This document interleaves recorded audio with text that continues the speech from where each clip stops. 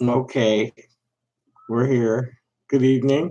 Tommy Jane here. Happy day. Um, I'm not going to say much until people start showing up and I know I have audio. I get chipmunked. Something, I don't know why. I have no idea why. And YouTube is non responsive to all of it. Oh, there it is. So, do we have audio? So, do we have audio? Yeah, and it's shitty. So, do we have audio? Yeah, it's shitty. Okay.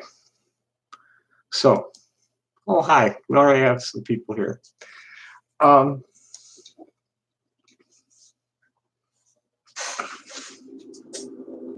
I'm in a despite all the hate that is being projected at me. Well, we lost the people real quick. They saw me grab the flute, I guess.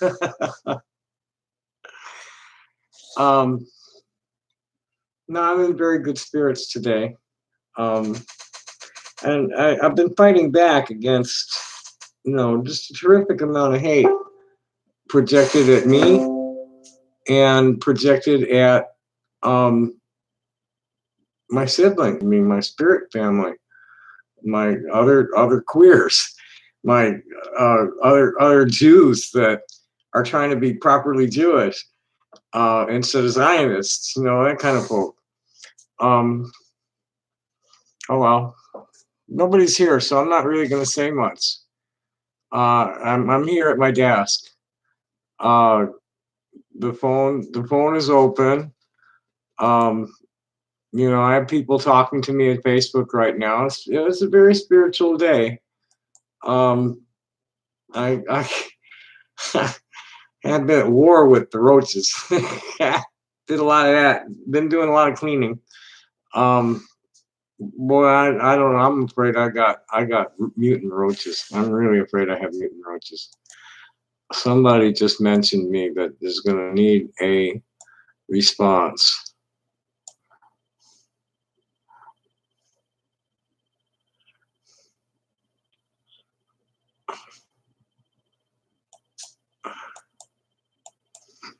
Okay.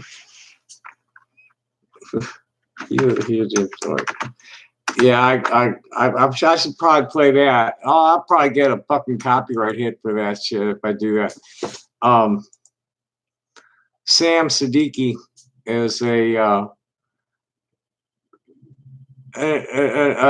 human rights activist who's a biologist in Mumbai, and she posted a thing about it was a Peanuts cartoon with Charlie Brown turning around and looking at Lucy, whispering to Lucy while they're in class, no one is going to give you the education you need to overthrow them.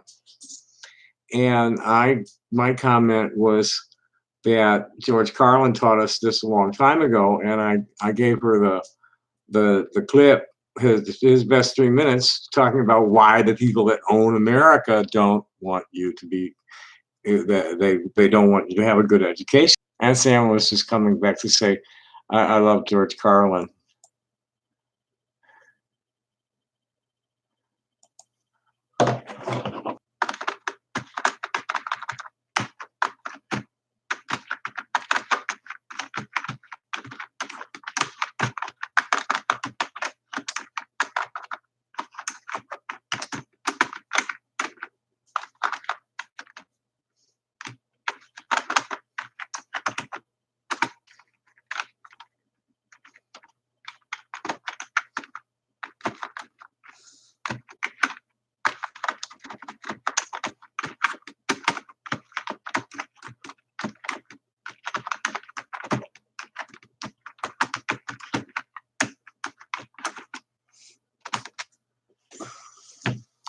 So anyway, everybody's here. That's okay. And whoever's here is not saying anything. Basically, uh, it's like fuck hate. Um, I'm keeping it positive. I'm very pleased to be what I am at this point in my life. And I'm very excited about the what we're facing in 2020. Human rights activists that I'm connected with all over the world, and we're just like hunkering down and keeping our chins up and keeping everything positive and focused on what we know to be true and enduring and right, and avoiding the evil talk. There's just all the bad words that pass. You know, I've been saying over and over and over again for months that the confrontational politics, the militancy, the screaming at TERFs and Nazis and fundamentalists with just it's not where it's at. Um, it's totally counterproductive on the free publicity, and it's causing a lot of division in our own community. We've been straight along. There's been all of the gains that have been made since Stonewall, the real gains that have been made in terms of queer equality, have come on the work of cool, calm, collected, coherent, good-humored delivery of the real facts, understandable facts about what it is, having same-sex attracted people and gender variant people is not a mental illness. It's not an aberration. It's a natural part of humanity that, a portion of us are born better suited for the transgender role, both physically and emotionally.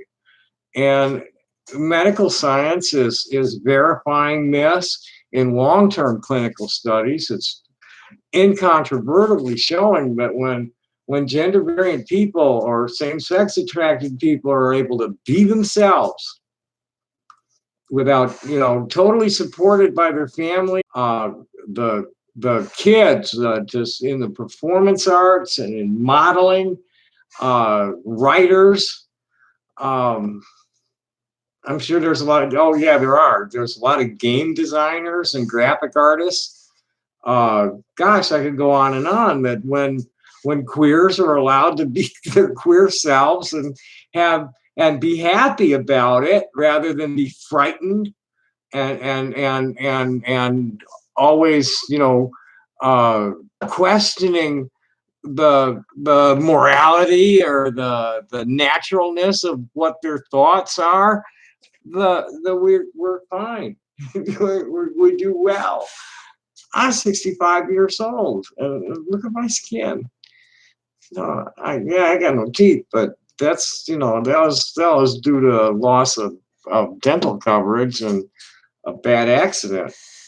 But otherwise, for 65, boy, I'm in really good shape. That's not COPD, y'all hear. It's chronic allergies. It's chronic, I think they call it reactive airway syndrome, where the stuff in the air clogs my sinuses, and then I get postnasal drip, and I got to cough all that stuff up. That's what's going on. And it's not my lungs falling apart, not at all. I've always been very careful about my smoke intake, both tobacco and weed. The weed actually helps move the mucus. The tobacco doesn't. The tobacco tobacco constricts the alveoli, makes the blood vessels contract, where the weed opens it up.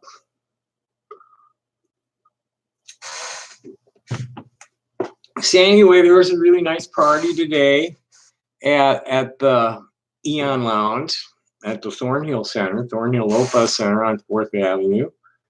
And I had an escort. We had a lovely afternoon. He came over here. I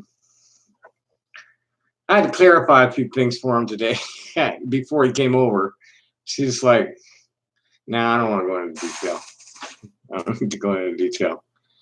I clarified them for you. You know, it's a biological sex thing. You know, it's like, okay, fine. My biological sex is male, but my biological sex is female. My biological gender is female.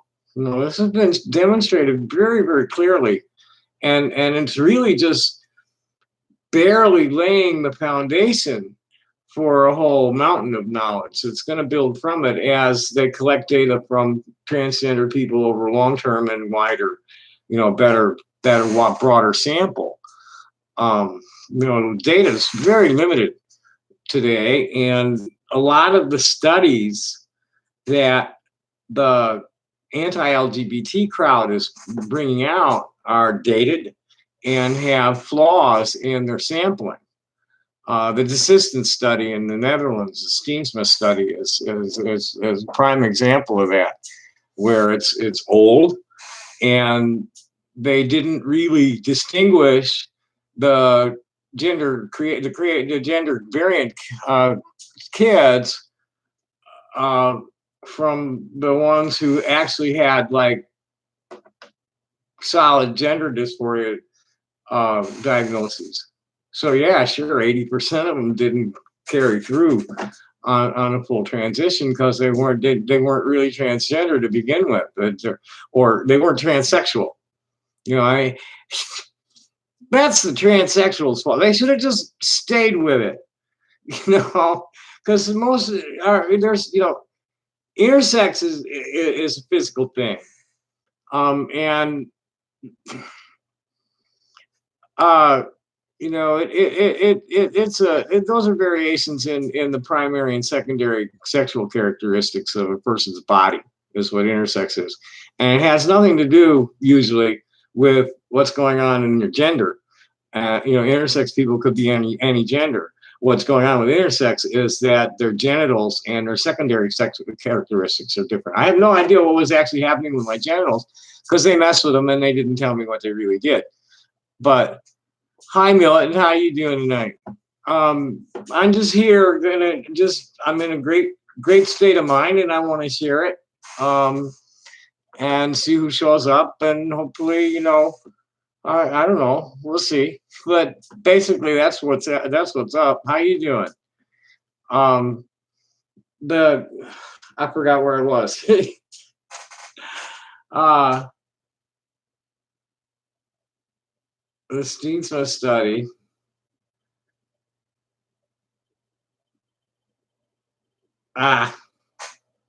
Move on. Move on. So anyway, we had a party tonight.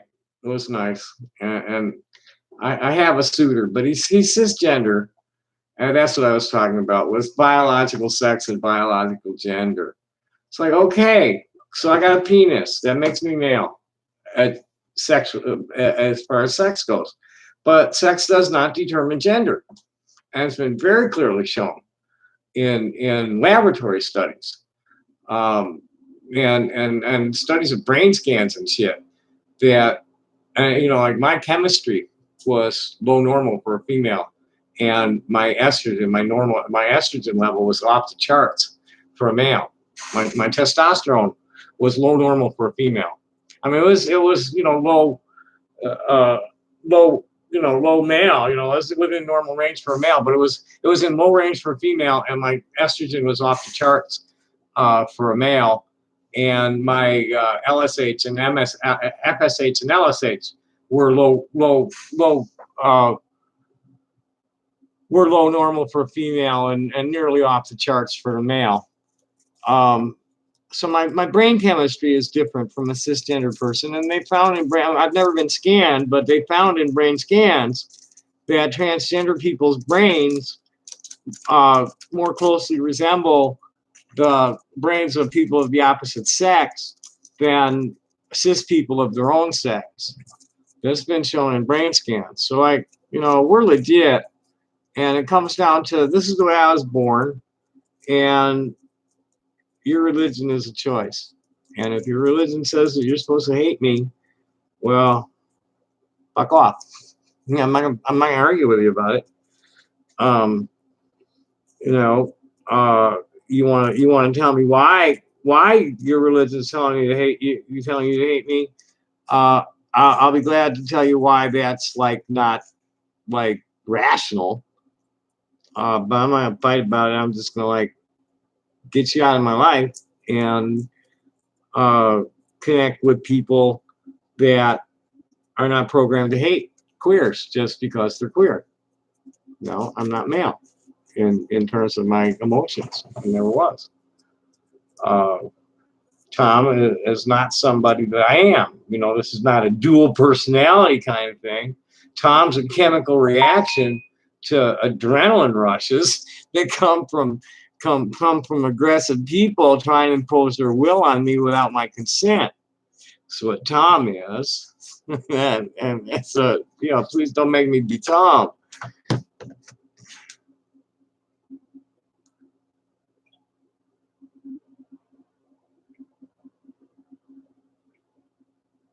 What's this?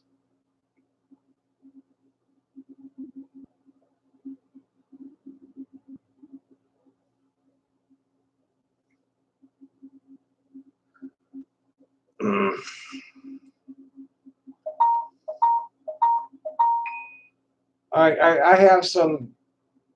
I'm not even sure what this picture is. I think it's a nutsack from below. I'm not sure. I don't know. Someone called me and was saying unintelligible things over the phone, and now he's sending me text. Um, you know, first he sent me his picture. Uh, that looks like a couple of balls. I'm not sure what it is. I really have no idea what this picture is. And it says, "Will you toss my salad, please?" And I said, I came back with, "How much are you willing to pay me to even touch something that looks like that?" And then he says, "How much do you want? I'm a lonely trucker with lots of money, but no friends. Interested?" That's, "What are you looking for, and how did you get my number?" And I'm waiting for a response on that one. I think I'm going to tootle for a little bit.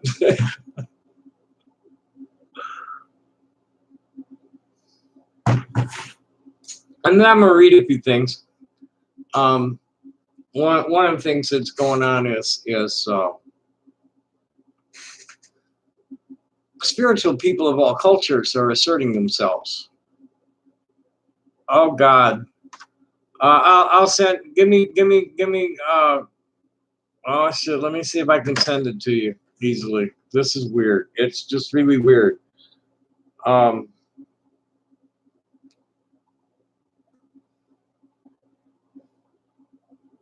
Bluetooth says I can share it.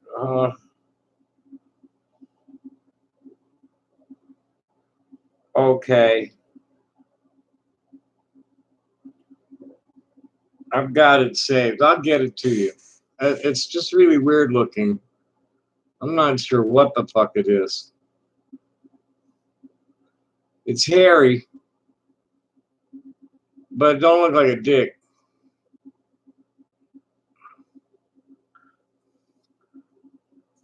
Oh, you know what it could be? It could be his butt. Could be a hairy butt. I don't know. It's real hairy, whatever the fuck it is. um, here, let's see. Let's see if we can get it up to the camera. Let's see if we can get it so you can see. Yeah, almost. Not really though. Where's that light? Where's that glare coming from? Shit. There's a glare right behind me. Let's see if I can get rid of that glare.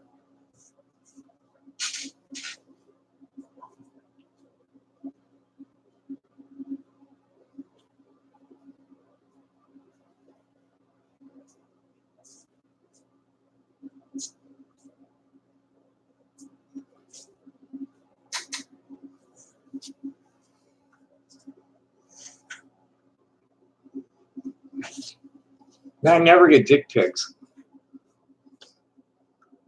Yeah, that's better. There you go. What's that?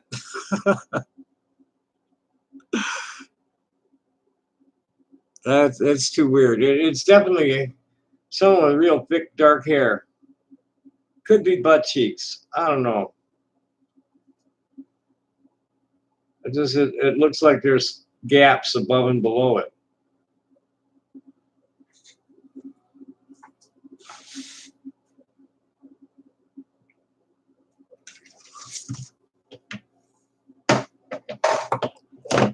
Oh shit.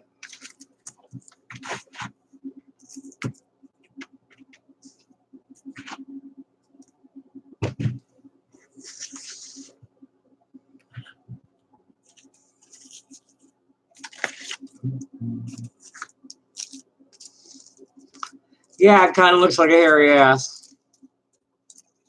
Um,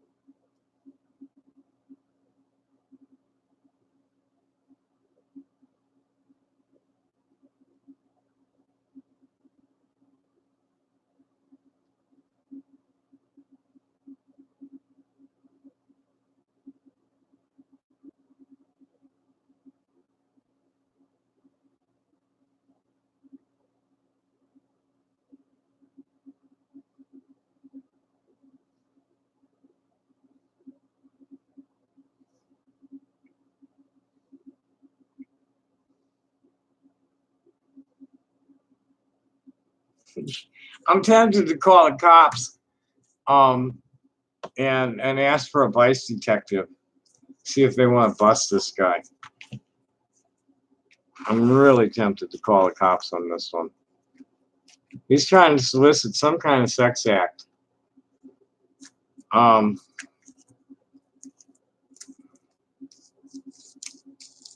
he wants me to toss his salad. Do you know what that means? I have no idea. You know, there's people that have all sorts of like really wrong-headed ideas about my sexuality.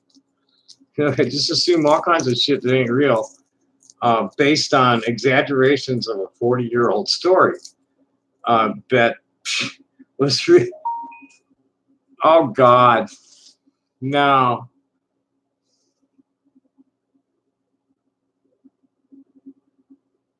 $186.54. Hey Mike, how are you? Happy Sunday, man. I don't think so. I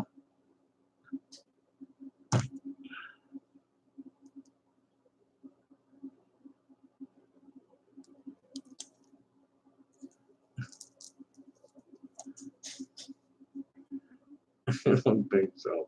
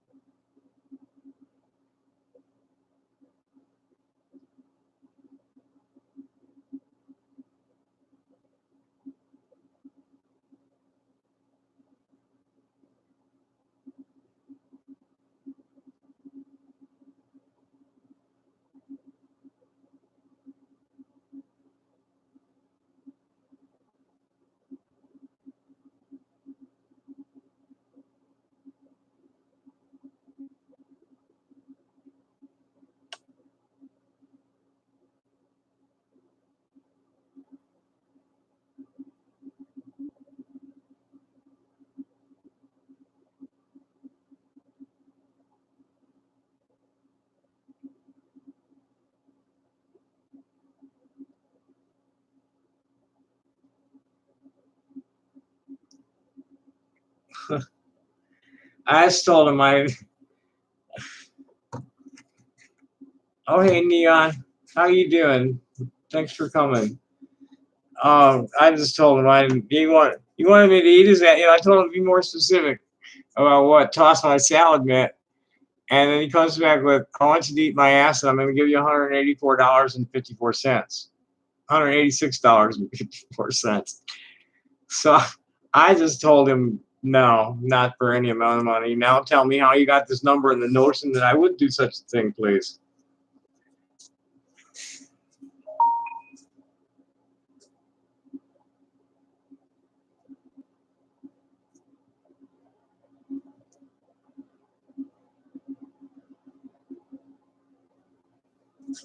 Okay, now I'm going to call and see if we can get a vice cop on the phone. This is ridiculous. Now he's saying he'll double it. I think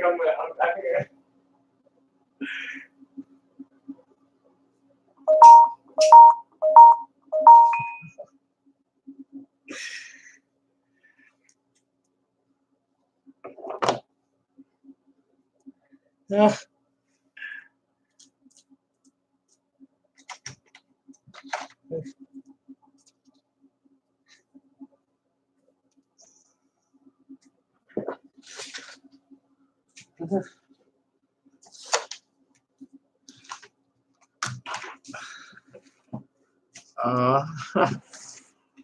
Oh boy, yeah, this one definitely deserves. I'm gonna have some fun on this for a change, calling the cops on one of these.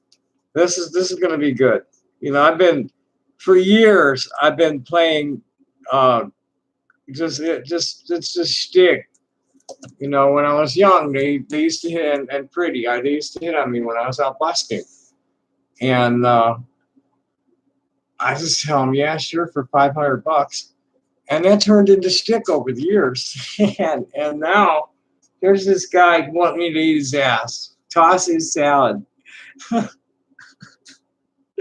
like I was saying, these people, I'm real conservative sexually, very extremely. 'Cause I'm like, I got my plumbing's fucked up, and and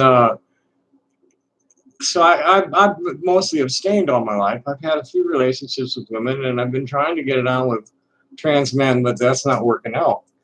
So, since I started living authentically, I got a thing going with a cis guy, but it's going to be platonic. I made that clear to him. It's like, no, you ain't putting that thing in me. No way. I mean, hugs and kisses are cool, but we'll see where it goes from there.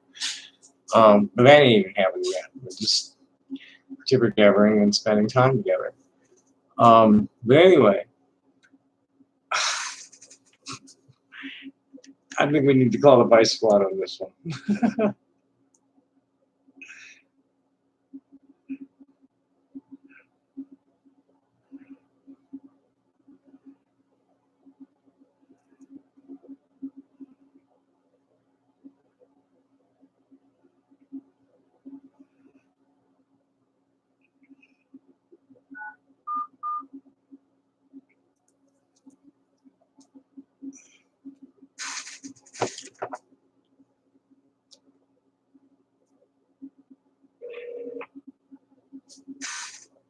What is the location of your emergency? Okay, this is a non-emergency call. This is Tommy Wasserberg calling from 160 East 21st Street, and this is genuinely Tommy Wasserberg. It's a totally non-emergency call, and I'm actually looking for a vice detective. You're looking for a what? A vice detective. I'm being solicited for sex for money over on a text chat right now. Okay, stay on the line for 2 months, please, okay? Thank you. Don't hang up. Now he's going to quadruple it. You have reached the DeSalle Police Department's Emergency Communication Call Center. Stay on the line for the next available emergency call here. Usted ha llamado al Centro de Comunicaciones del Departamento de Policía de Tucson. Por favor, permanezca en la línea para el próximo operador disponible.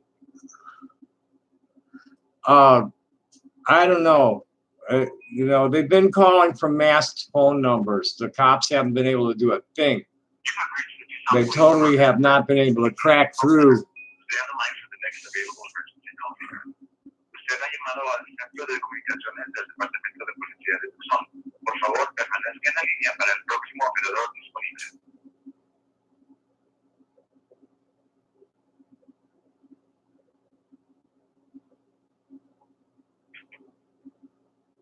You have reached the Tucson Police Department's Emergency Communications Call Center. Stay on the line for the next available emergency call center. 911, what's the location of your emergency? Hi, this is a non-emergency call. I'm calling from 160 East 21st Street. Okay. And I'm looking for a response from Vice. I'm being solicited for sex for money on a text chat from a stranger right now. And if y'all want to arrest him, I can set something up. Otherwise, I'm going to blow him off. That's pretty much the reason for this call. He claims to be a trucker. He's got a lot of money and no friends and wants me to toss his salad. Now, if you guys are interested in making an arrest, connect me to somebody. Otherwise, I'm going to blow this guy off. Okay, you understand you're on a recorded line, correct? I'm broadcasting live and have 6 people watching this. Okay, well, that's not exactly how it works. So if you're wanting to make a report, an officer can respond out to your location. Unfortunately, we are tied up in different calls, so it might be Right. hours before an officer can respond out. Is there any way that, you people don't, the phone number's probably masked. I mean, that's been the case of other things that,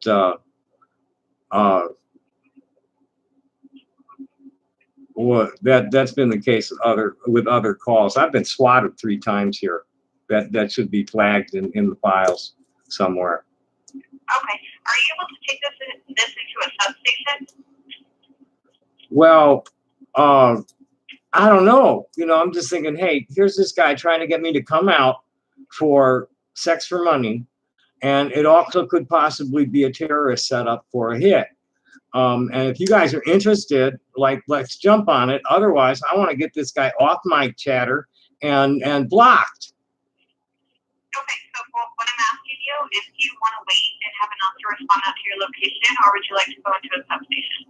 I have no way of getting into a substation. How badly tied up are y'all tonight? I mean, it's 9 o'clock now. Is there even if you could put a call in for a sergeant to discuss it with me sometime before midnight, I can hold this guy off. Okay, and what's your name? My name's Tommy Wasserberg, Wasserberg. Okay, and which unit are you in, or is that a house? I'm in 160. It's a triplex. It's the one right there facing the parking lot. Okay. I mean, So he's trying to have sexual relations with you in order for money, or? He's offering me a lot of money to eat his asshole out. I have a picture. I have a phone number, 520-815-3686, and a picture of a hairy butt that he sent me. And a chatter full of him starting out at $186.54. And I think the last offer was quadruple that. So he's real anxious to get me out. Now, whether he really wants sex or whether he wants to harm me is unclear. Okay. Okay, and what is your phone number? 520-241-2776. Okay. I'll put a call in place, and then I'll let them know that you want Sergeant to give you a call, okay? Well, whoever's loose. There's a lot of the local officers know me because there've been these swatters, and because I'm a street artist. So I'm pretty well known to these people. If there's anybody free for a minute, they'll call or show up. Anybody that knows me, that's free What's for. your date of birth? Pardon me? Your date of birth? November 3rd, 1954. Yeah, Okay. there's a number of them out there that know me, that do show up, that check on me because this has happened, and because I'm a local artist. Okay. All right. We'll So just put that, up- you know, whoever's loose, I'll just string this guy along until I hear from somebody. Okay. Great. Thanks so much. Thank you. Good night.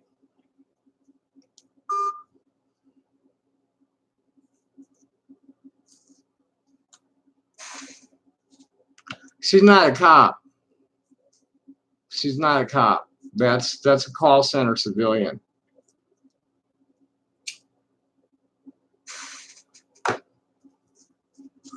Yeah, you don't get cops on the phone too easily unless they call you.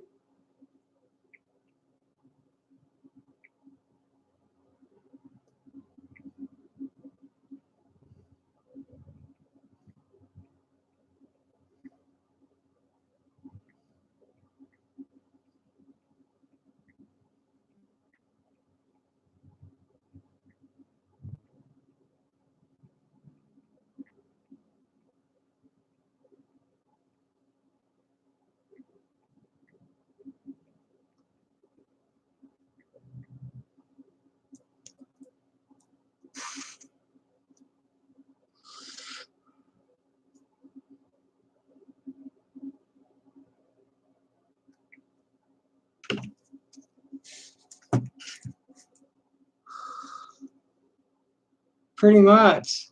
Yeah. You know, here's some guy calling out of blue, wanting sex with me for money. Well, yeah, you know,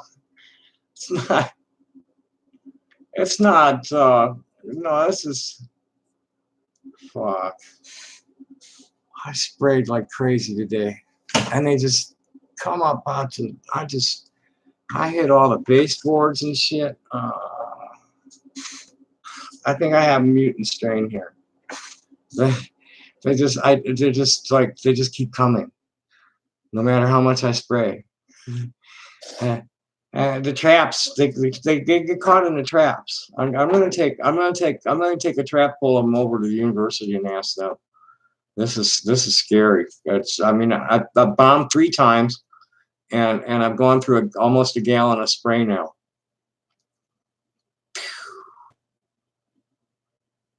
Oh, they pile up anywhere. Anywhere there's something surface and something between, you know, something on top of the surface. Oh, they just. I'm finding them. Oh God, I'm finding it everywhere. They get in between shit. And then they breed like crazy. Well, as long as we have interested crowd here.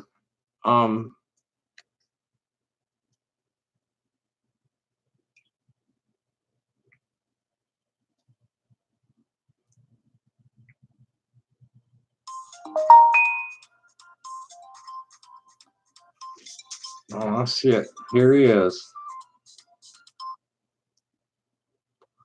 Yes. Hey, are we in a club? Not tonight. Not tonight. It can't happen tonight. It can't happen tonight. How did you get this? I'm coming outside right now. If you don't talk about that, I'm gonna throw right in there. Okay, whatever you say.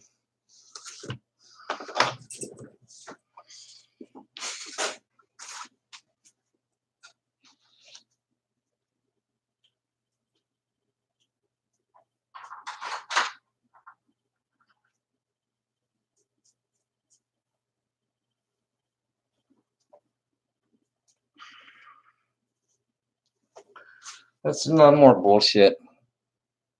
That's a fake accent. That was a fake accent.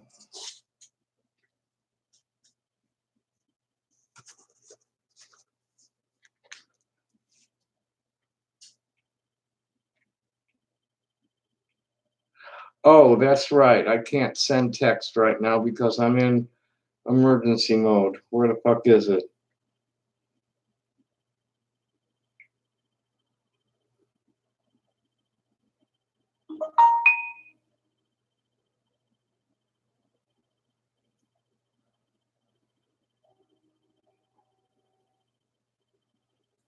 There it is.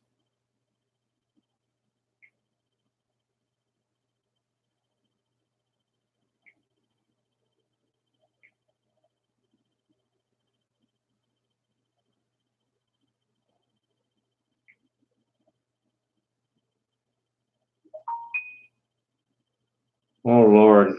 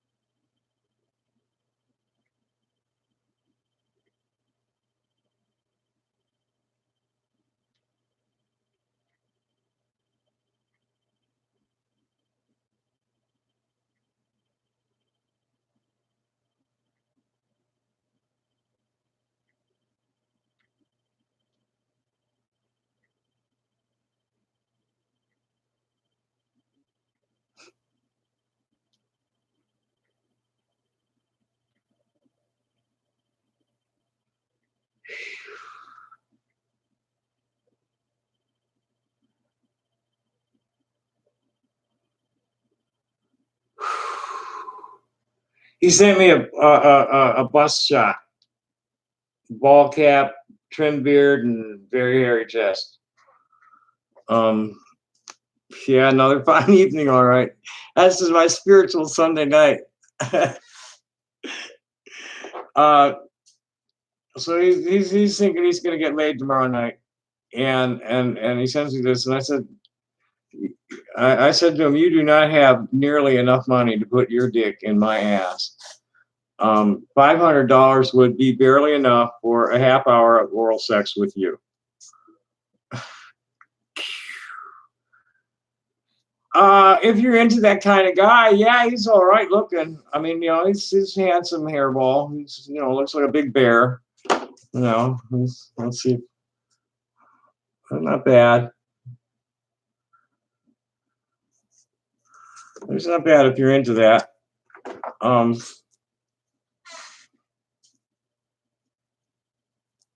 I am, but he's got the wrong plumbing. He's okay. He's okay from here up, but he's got the wrong kind of shit below.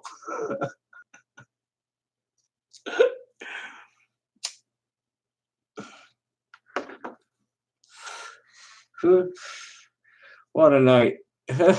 Actually, it was pretty low key until this guy started calling.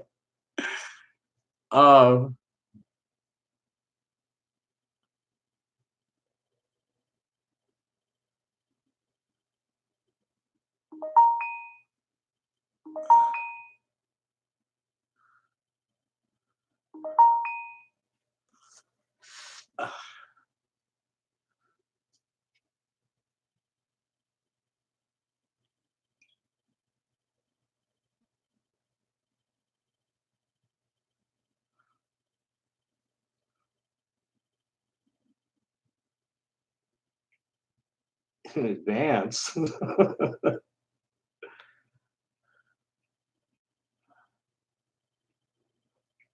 Now he's offering $1,200.88.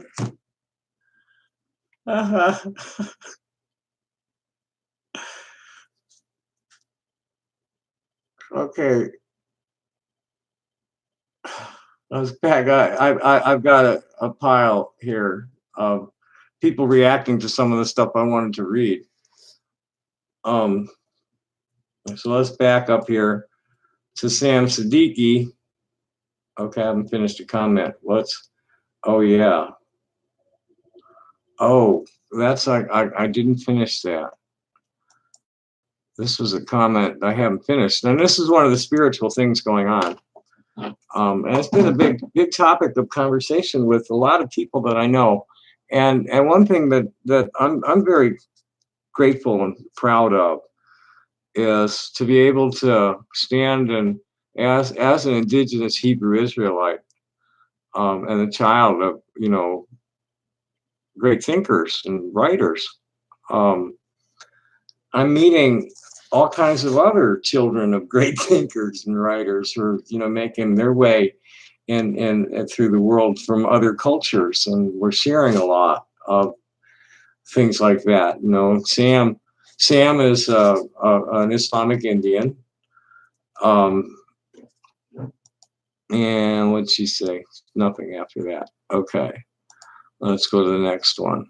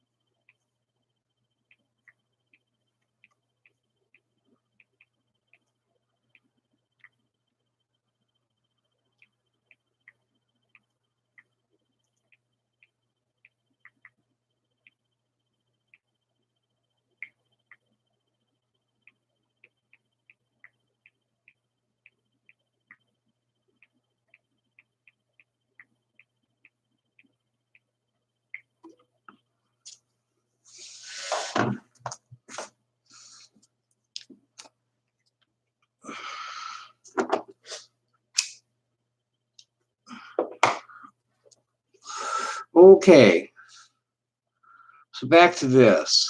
This was interesting. One of my friends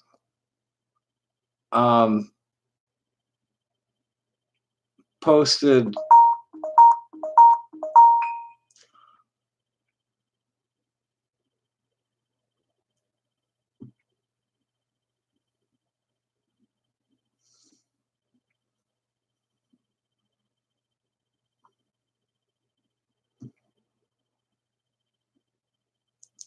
okay.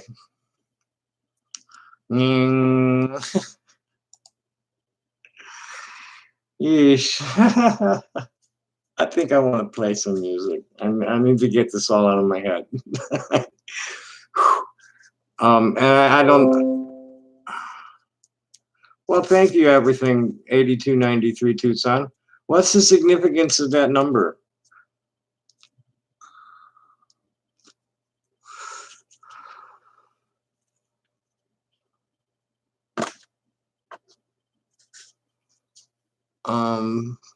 Yeah, I need to make some noise.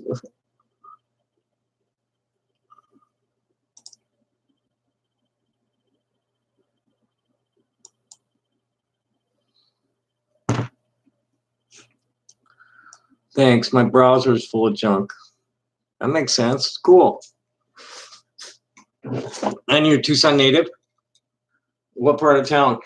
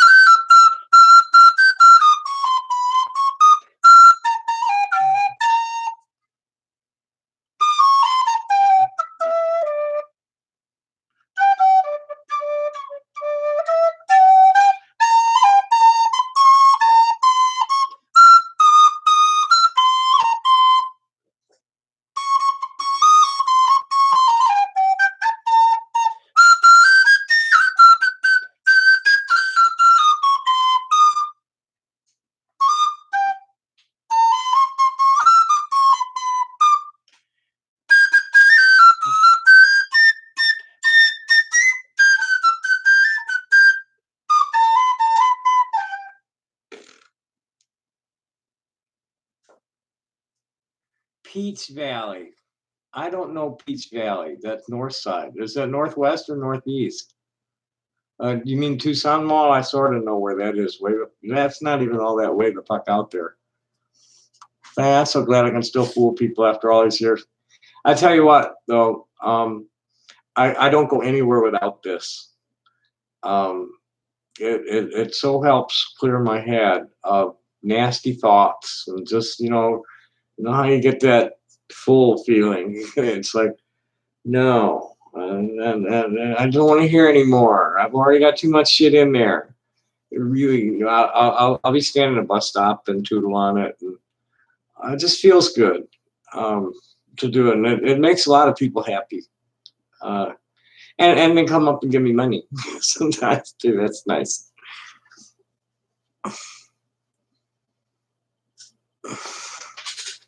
Straight up 77. I don't know it. I need to look. Oh, okay. Yeah, near Tucson Mall. What's 77?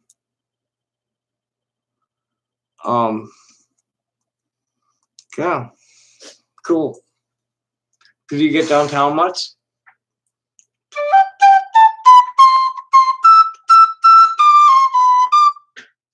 Nah.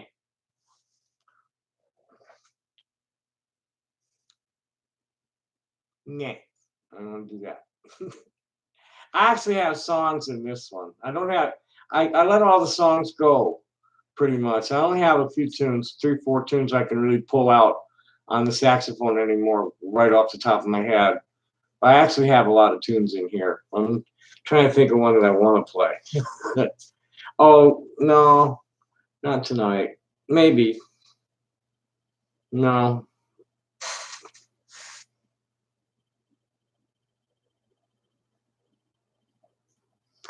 There's a lot of people snowbird between Tucson and Colorado. Most of them are here and not in Colorado during the winter holidays that I know. What part of Colorado?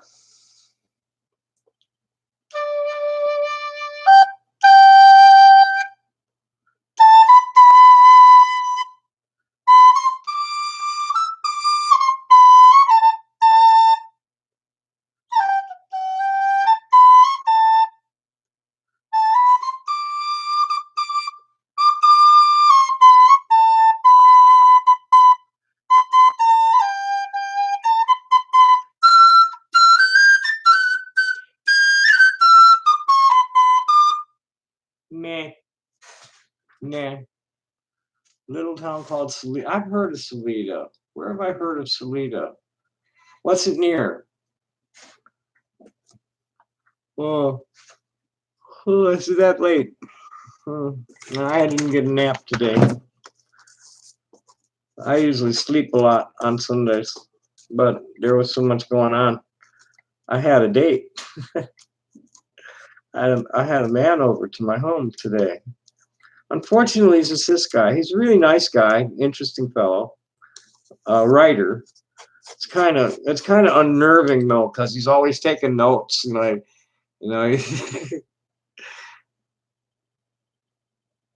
the banana belt. It's like out in the middle of nowhere. Oh, wait, what's the nearest big city?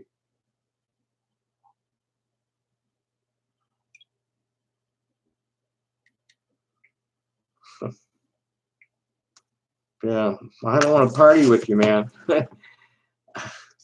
I really don't want to party with you, and I don't trust you either. If you think I'm gonna just come out and meet you somewhere, you're out of your fucking mind.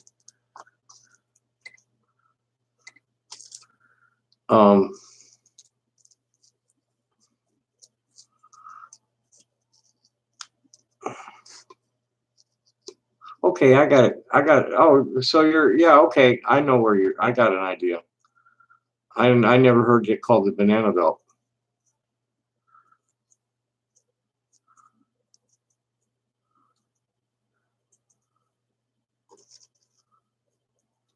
Well, I had really shitty bus ride from here to Denver, or was it?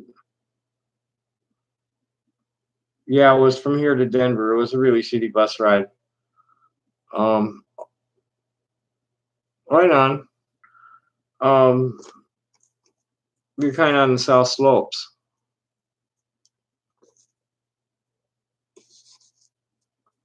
I went through there. I think Pueblo was near where we got broken down.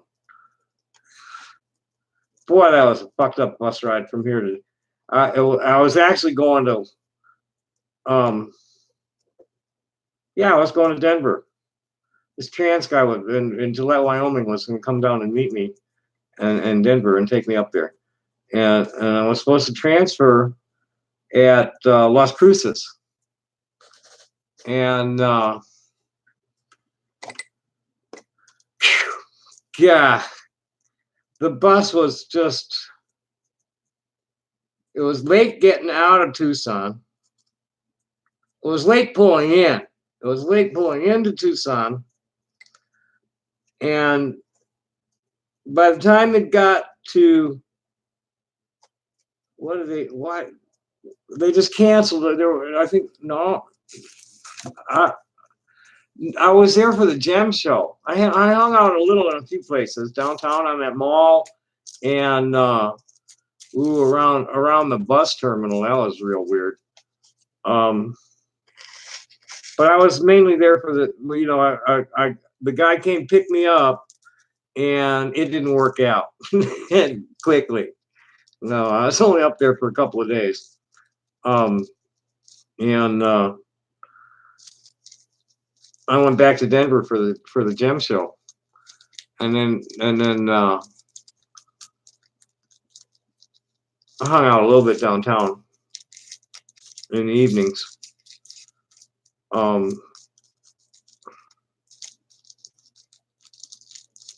And boy, that fucking bus station. What a mess. What the fuck happened? It was like,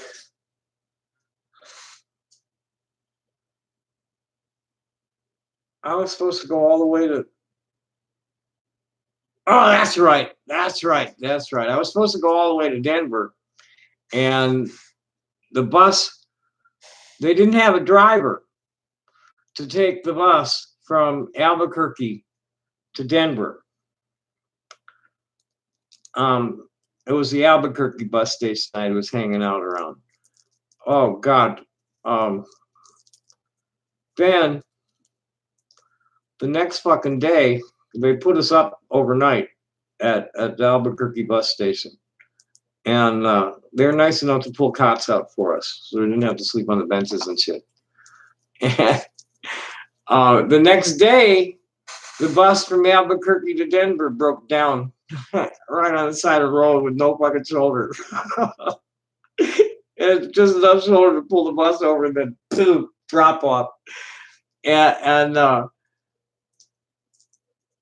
he blew something. His engine blew up, and he couldn't. And it was right below. It was right at the bottom of the incline. You know, there's a steep climb, and it was like, okay, I don't have the power to get up this, and he pulled over, and it took him 4 hours to get to get a bus to transfer us onto. God, what a mess! What a mess!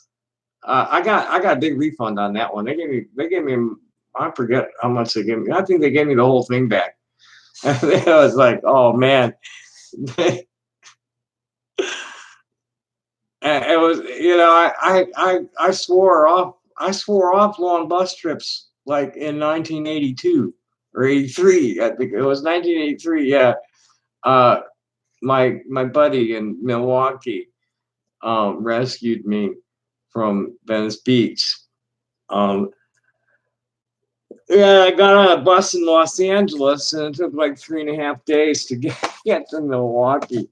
And I swore I'd never do that again. But then this opportunity to test drive a relationship with a trans guy came up in Wyoming. And the only way to get to him was by bus. So I took another long bus trip. Yeah, you better believe it was Greyhound. Both times. Uh, oh boy, both of them were long. You know, it's just uh, every half hour or so they pull into some goofy diner or something. Um, oh, awful food. All this awful dried out fast food from restaurants. Oh god, what a trip! I like traveling by car or small truck. That's my favorite. And I don't like I like when I have time. I like to. That's not a terrible place to break down. I mean, unless you break down like right in the middle of the highway, that's not a good place to break down. Breaking down out in the fucking middle of nowhere. I blew an engine. Um, yeah, a gray dog. I was driving. Me and Fords never got along well, and I had a Capri at the moment that I just bought in Dallas, and I was driving to Chicago, and the fucking thing blew up like south of Carbondale, Illinois, way out in the just down in the tip of Illinois, coming across up 57 or something like that. Oh shit. Fortunately, I wasn't far from the train station. I just abandoned the thing. Oh, I didn't know that. I forget exactly what I did with the guy with the car, but the engine was blown. And it just totally fucking blew the side out of the engine. Piston went right through the fucking engine casing. And I fortunately I was like near I forget what the name of the town was. I was near maybe it was Framingham or something. It was one of the stops, one of the stops in deep South Illinois for train tracks for the Amtrak, not the Illinois Central line. I didn't know Gary was the murder capital of the world. I never like walked around there. Uh, I don't think I had any stops. I used to deliver tropical fish to pet shops all over the Chicago area, all the way to Racine, Wisconsin. But I don't think there was a stop in Gary. I mean, it got out there. I mean, I'd get out into Indiana, but I don't think I'd stop in Gary. Cal City and the one down the road from Indiana, from Gary. I mean, I have to like travel south into Indiana for one of them. Yeah, but I never walked around. I never walked around Gary. I can imagine what goes on underneath. We always drove through there on the Skyway. So I can imagine what's going on the ground. And so you've got to drive through Chirac to get there. Fort Wayne. What about Fort Wayne? That's a nice town. My father's best friend and his family lived there. I don't know Valpo. No, this was like Merrillville. I forget. It was just south. It was just south of Gary, straight down 41 or whatever the Highway 1. The Illinois Highway 1 turns into Halsted Street, and it picks up at the Illinois border. And this was just like down that road. Let me see what it turns into. Something else in Gary. I mean, in Indiana. Let's see the Google map. Let's see what Google says. Let's go to maps. Where's the maps?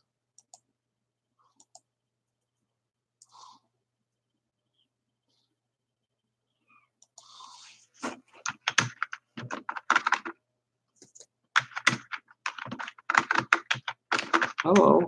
I think it's time for a new keyboard.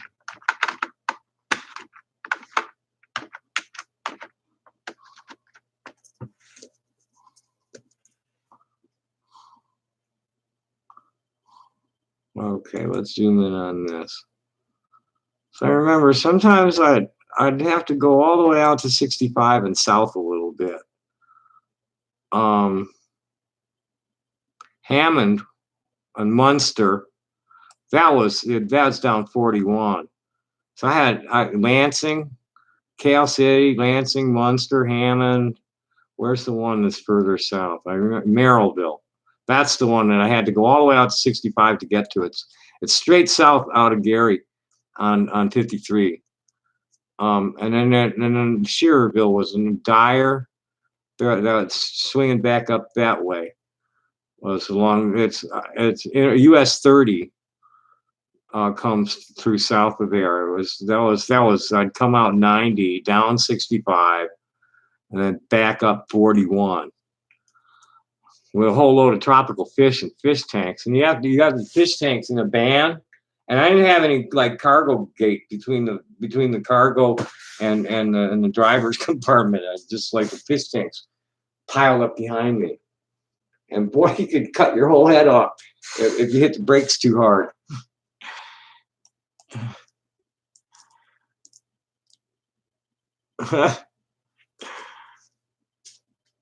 Okay, there was some stuff worth reading tonight. I'm not sure what I want to read yet. I know there's.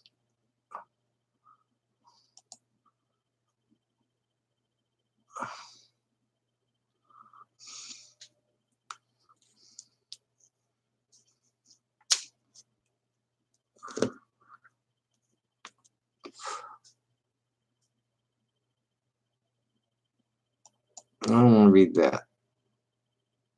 And I want to read that, but not first.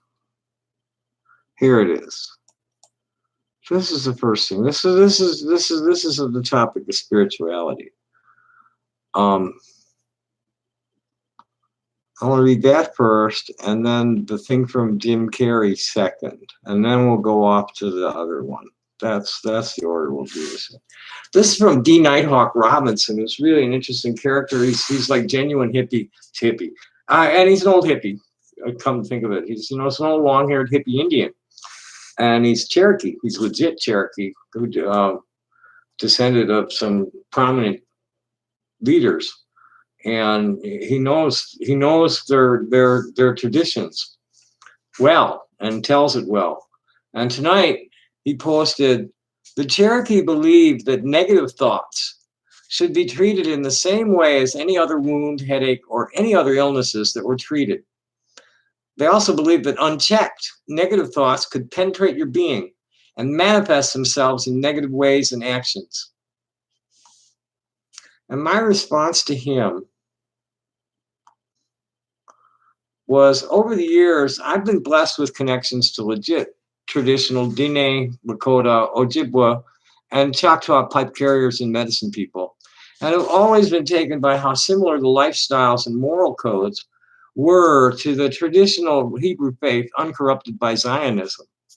You're the first legit Cherokee speaker I've met, and here you put out yet another example of the parallel ways of our ancestors. Devout Jews banish negative thoughts, actively preventing themselves from speaking what we call lashon hara, or evil words. In your terms, we can't walk a righteous walk if we're talking badly. One of my favorite prayers says, "May the words of my mouth and the meditations of my heart be acceptable in your sight, O Lord, my rock and my redeemer." And then Jim Carrey said something. I haven't even posted this yet. And I was wondering, did he go Muslim or something? Him and Dave have been like talking deep shit, and both of them grew beards that they're like full beards that they're not trim and tight. Society's collapsing, and people are starting to recognize that the reason they feel like they're mentally ill is that they're living in a system that's not designed to suit the human spirit. So, and this is the comment I was working on. I probably should go grab that real quickly before I start reading, so I don't lose the continuity.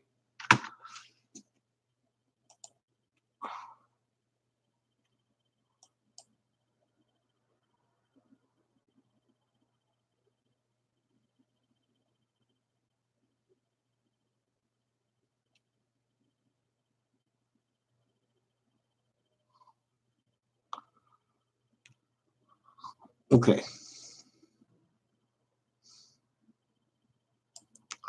Alrighty. So back to this.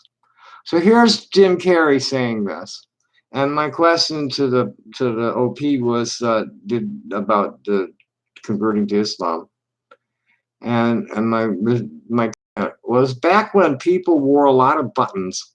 I had three. One's to question authority. The other was why be normal, and a whale that was saying save the humans. And those two statements and that question have been very powerful filters of people moving through my life, connecting me to hundreds of dissident misfits with a good sense of humanity's proper place in the biosphere, like Lonnie, you, and Al. As I was talking to a lady friend of mine and two of our mutual friends. I like to trot out what Aldous Huxley and R.D. Laing had to say about statements like this. Huxley said, "The real hopeless victims of mental illness are to be found among those who appear to be most normal. Many of them are normal because they're so well adjusted to our mode of existence, because their human voice has been so silenced so early in their lives that they do not even struggle or suffer or develop symptoms as the neurotic does. They're normal not in what may be called the absolute sense of the word. They're normal only in relation to a profoundly abnormal society. Their perfect adjustment to that abnormal society is a measure of their mental sickness. These millions of abnormally normal people living without fuss in a society to which, if they were fully human beings, they ought not to be adjusted, and they certainly ought not to be believing the shit that's coming out of the mouth of the Mango Mussolini. Unbelievable what these people are accepting as fact. With there's evidence of him contradicting himself. There's evidence of I mean, it's like total outright fucking lies, and they're like, oh no, that's fake news. It's Dunning-Kruger effect. It's pandemic Dunning-Kruger effect is what it is. These people are just like acting on lies. They're totally overestimating their own competence on everything, and completely underestimating the competence of true authorities on every subject. Excuse me, but the scientific community has been in agreement about what the petrochemical the petrochemical industry is doing to our environment for over 50 years. They're in total agreement. They talk about the percentage of the yada yada yada. It's like, no, man. The small percentage that says no are all frauds. They're all working for the petrochemical industry.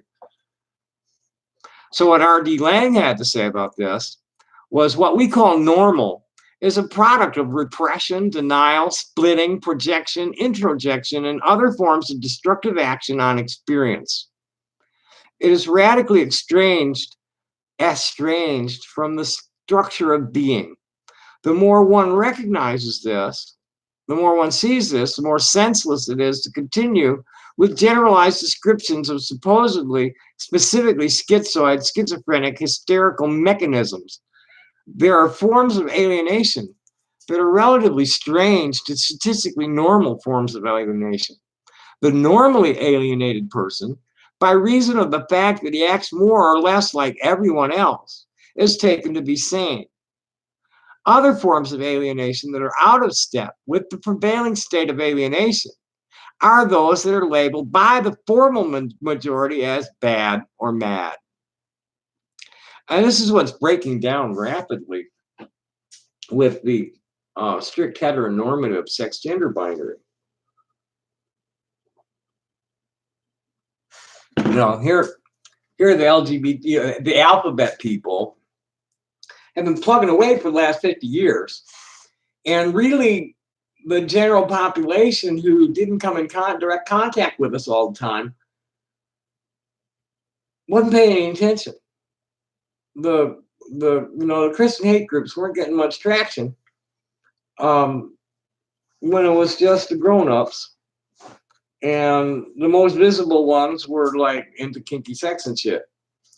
So that's a big problem for us, is that it's only in the last few years that transgender people that are just kind of like, okay, we're transgender, and the only difference between me and you is that my sex and gender don't match. Otherwise, I'm into the same stuff you're into. I got a regular job. I got a family, all that kind of shit. We were not visible prior to about 2013 with the Coy Mathis ruling. And what happened is that in the mid-90s, the doctors recognized that conversion therapy was leading to suicide and invoked the Hippocratic Oath, which resulted in the affirmative protocols that are in place today, which is resulting in the first generation of happy trans kids ever in Western history. So I forgot where I was going. I'm just rambling at this point, I guess.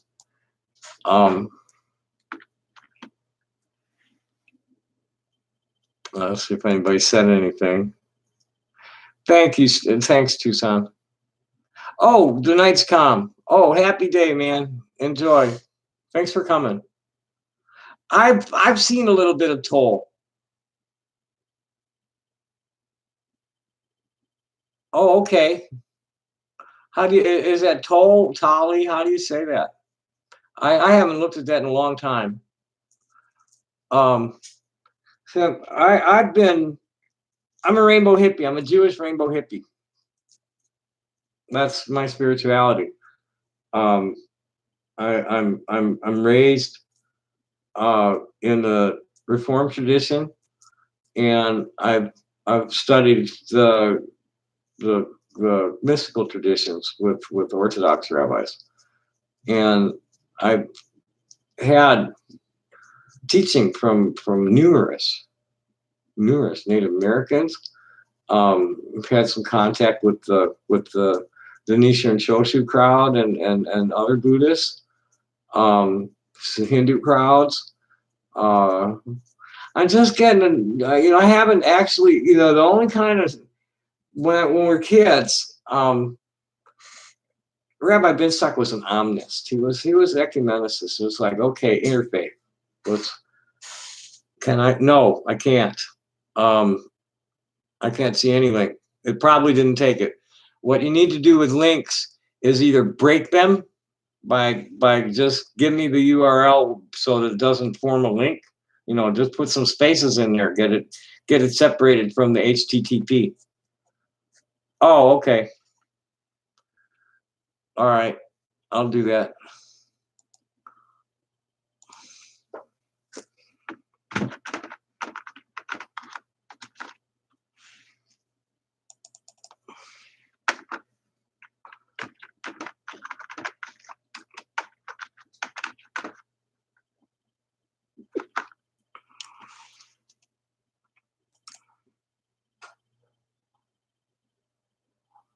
Okay, here he is. He gave a little talk. Yeah, it's 9 years ago. He gave a little talk. Power of consciousness.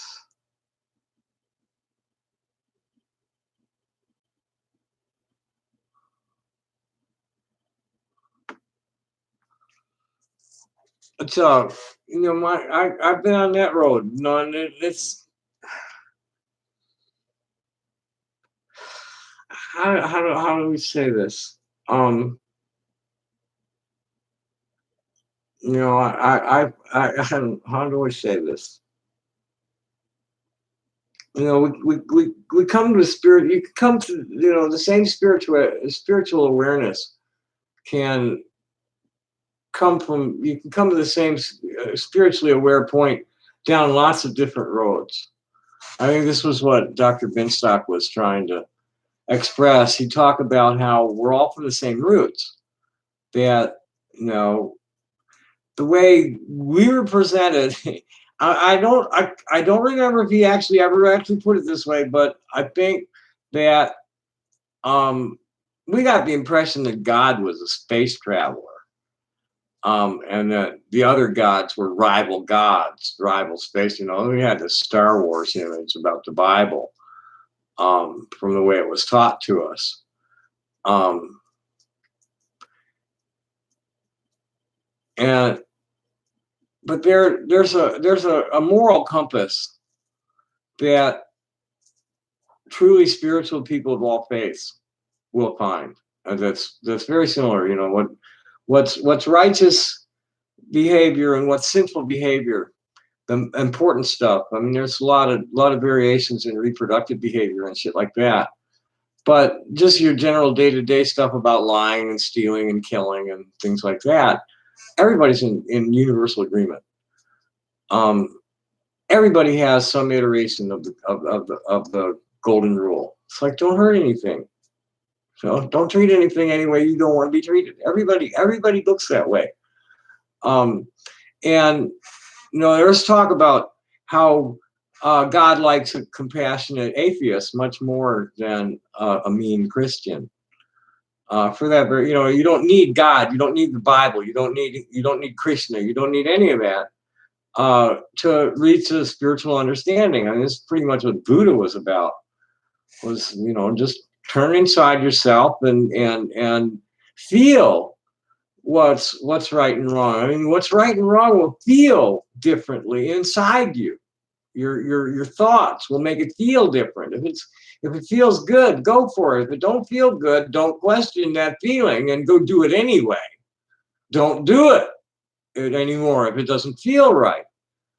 And that's a big part of our civilization's failure, is that our leaders have always imposed their will on us without our consent, with pure conditioning, to the point where we deny our instincts just to get through the day. And this is where we failed. This is where all these other things come from. All the aggression is the denial of our own self-loathing over making these wrong choices contrary to what our instincts are telling us, and doing it because somebody else is telling us to do it, and it's not really benefiting us to do it.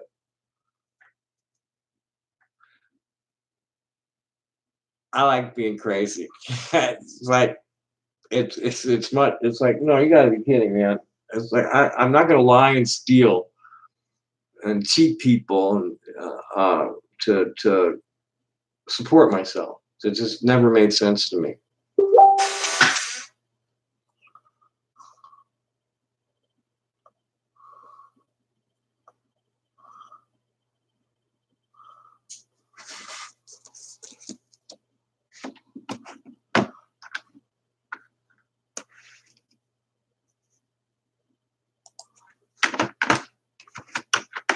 Oh.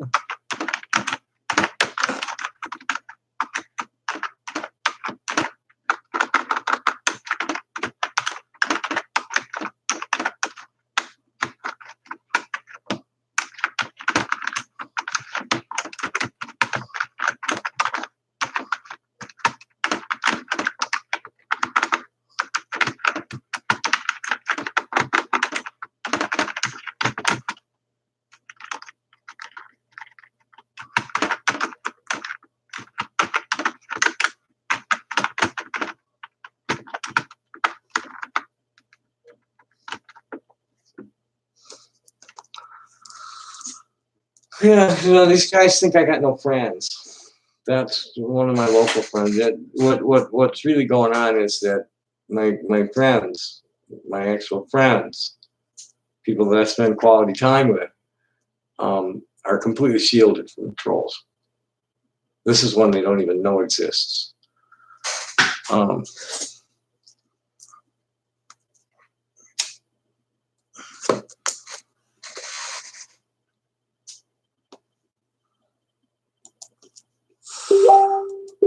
That should be that notification. Yeah, new subscriber. Happy day, man. Thanks for coming.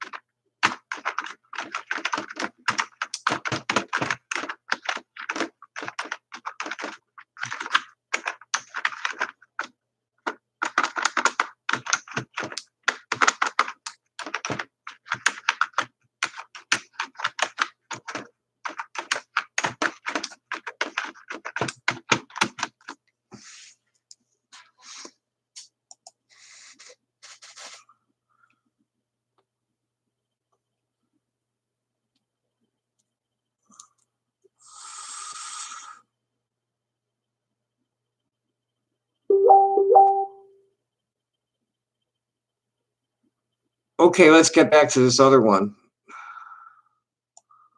Oh, I need to upload that comment. Different comment. Yeah.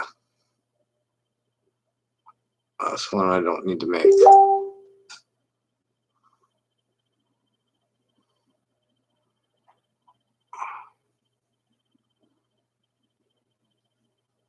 So back to this.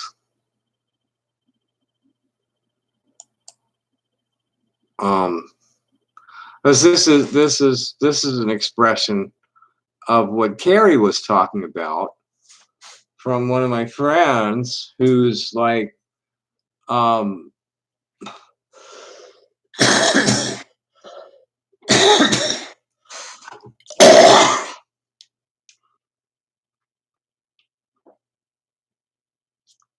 does a lot of support work for people with special psychiatric supports, different kinds. And what she posted, and this was what she didn't get this from somewhere.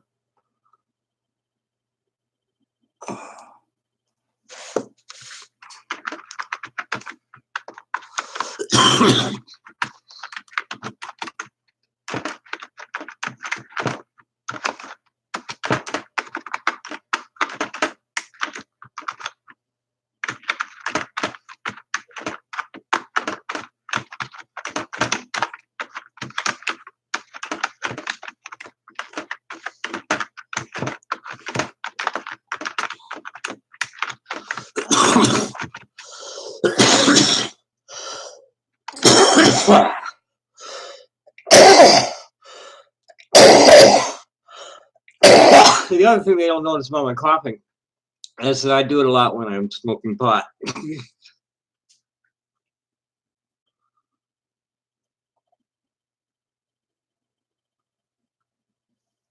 So back to this. Where was it?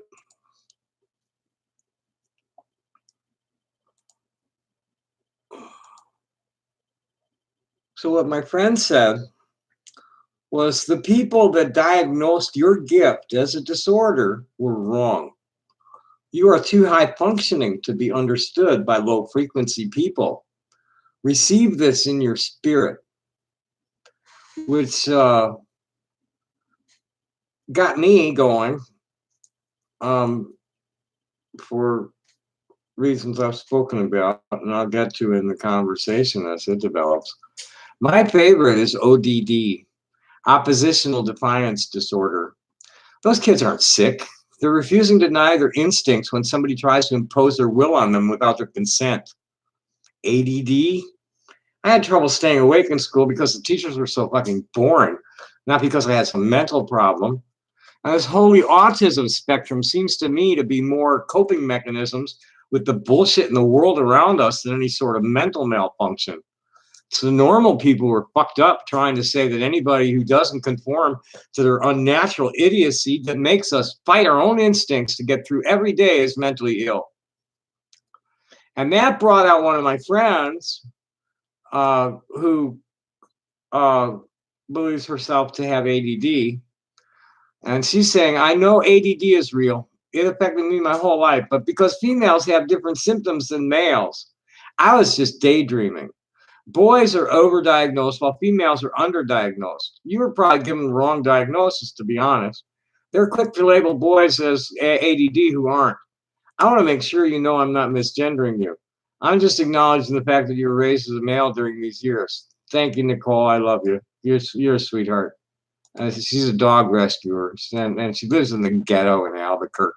Oh God, what a shithole! I mean, talk about living in a shithole. This woman lives in a shithole. She's got a good husband and kids though, but she lives in a shithole neighborhood. Oh, it's just horrible. The things that go on around her all the time. I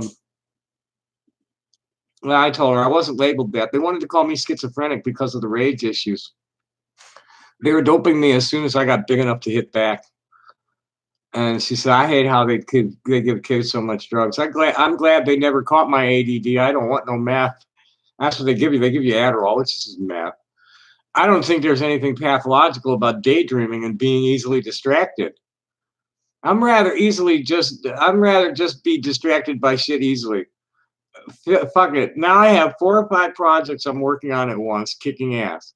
Sure, I need a manager to manage my artist stuff, and I have a partner who helps me throw shows. I've been pretty good about staying focused on my rocks without much help. The thing is, I switch between projects and activities rapidly. So if I only have one project, I end up like somewhere else doing something completely unrelated. I just thought that's actually pretty lightweight for the number of unfinished projects in most artists' studio. Most days I'm online, I'll have 3 or 4 tabs open with unfinished compositions. And she says, you should see me try to clean. I'll start off good, and then I find like cat's ears, headbands, and whatnot. And before I know it, I'm doing my hair in rave clothes, and the room is still a mess. Lol. And I said, don't feel like the Lone Ranger on that one, sweetie.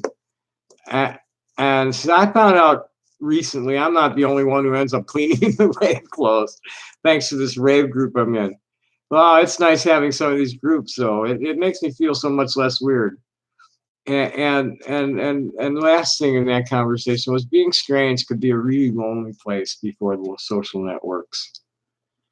It's really it's made a real big difference in my life over the last 20 years because I had nothing else at so many times. You know, there was that, and I could go out and busk, and that was it. But there was so much. I was meeting people all over the world, and getting into all kinds of real interesting discussions about all kinds of real interesting topics. I learned something every day. It's so much more healthy. You know, if I'm going to waste my time and not do anything, it's so much more healthy to be doing it with other weirdos and talking about current events and philosophy and all sorts of cool shit. There's, you know, it just makes more sense than sitting and vegetating in front of the TV all the time. Is anybody still here who likes to talk? Because it's been an hour and a half, and it's after 10, and I haven't really eaten much. I'm not even sure what I'm gonna eat. I probably have to go out and get something. Yeah, 'cause I pretty much covered all the stuff I wanted to cover. That about covers everything, and I appreciate everybody coming. And I'll turn the camera back on when the cop shows up.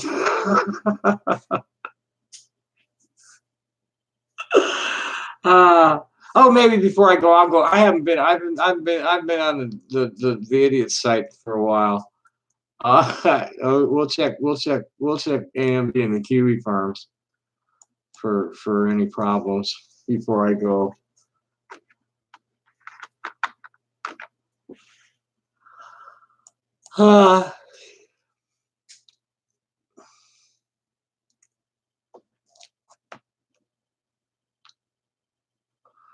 Okay, they were talking about this already.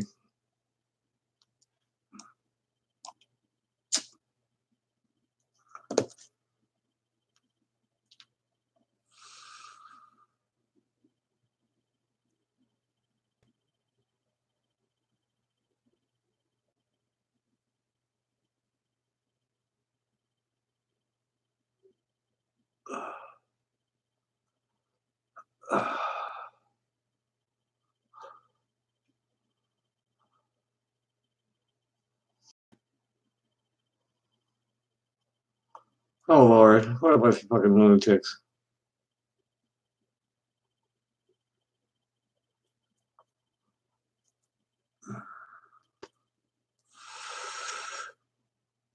What a bunch of fucking lunatics.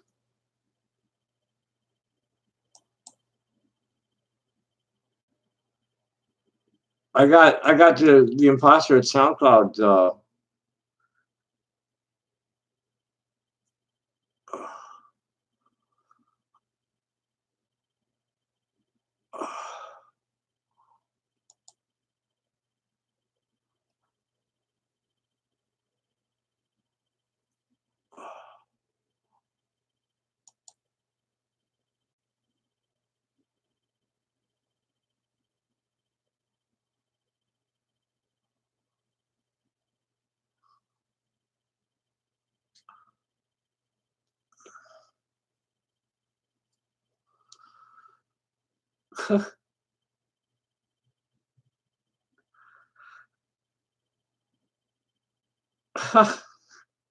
Guys, this person is nuts. I don't even want to read it. It's just too nuts. They're just too nuts.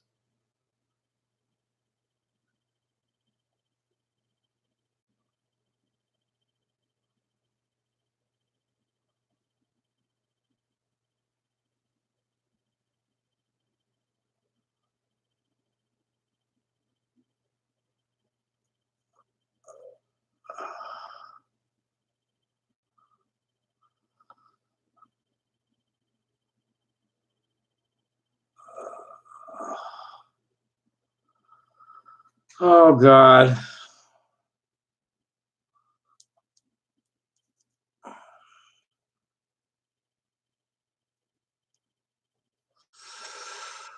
I have to make this shit stop.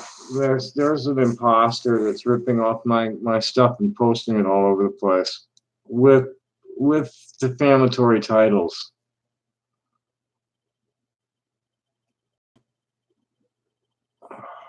Oh fuck.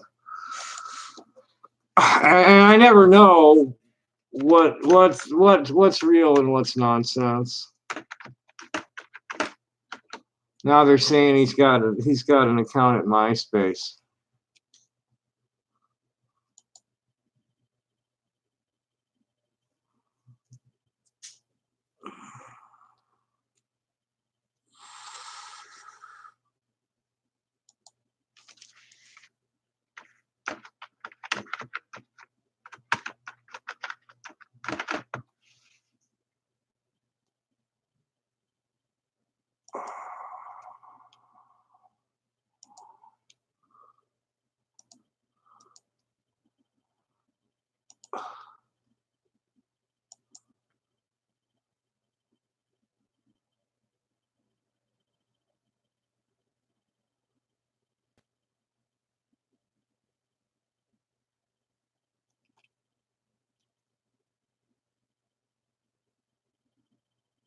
No, I'm looking for a specific one.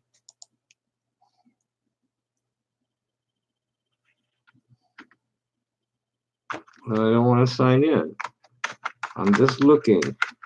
I didn't know MySpace was still happening.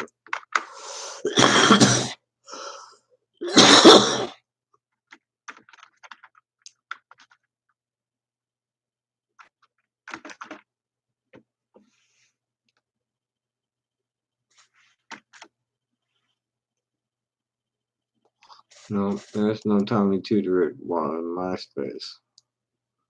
Hell is Tidal.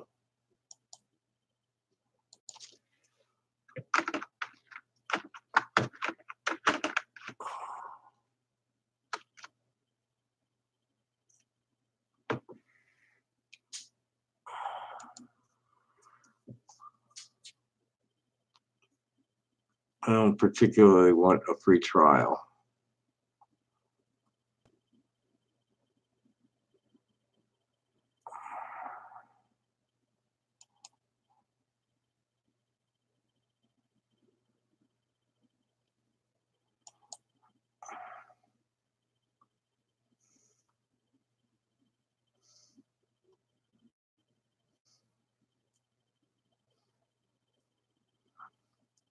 No search box uh without logging in. No.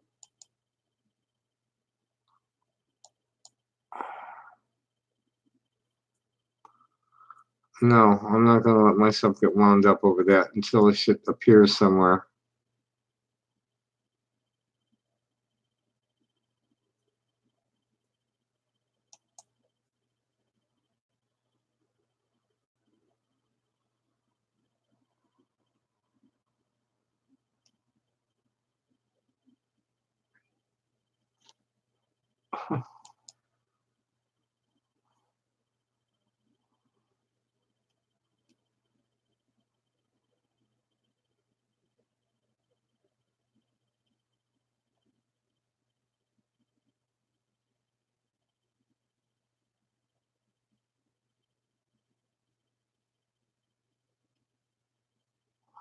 Well, this is typical of them.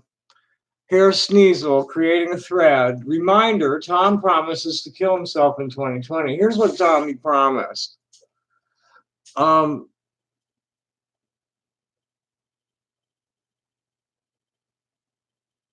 I forget what I was responding to something and I was laughing at him. You assume I believe these. Molyneux is a kook I can't stand listening to for more than a few minutes at a time.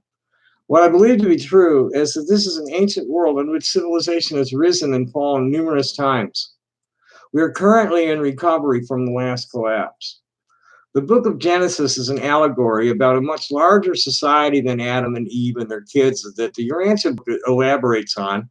And there's plenty of geological and archaeological evidence of massive flooding of that region about 10,000 years ago. My spirit guides inform me that the snake mated with Eve. The resulting hybrid has corrupted the human gene pool and the planet has been quarantined. The quarantine will be lifted soon because the engineering section has to perform some repairs on the life support systems because of Fukushima, fracking, and oil spills.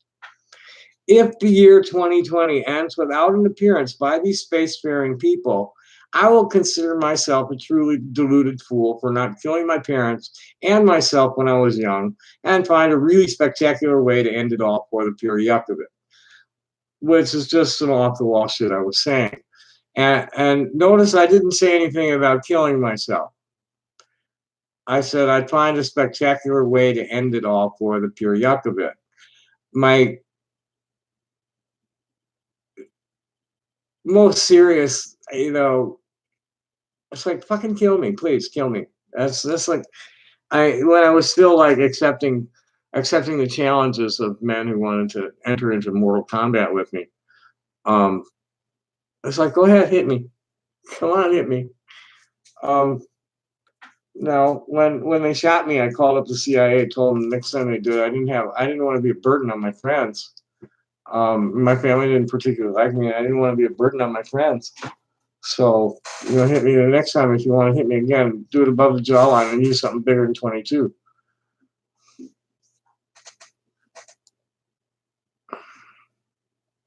So anyway, that's just typical.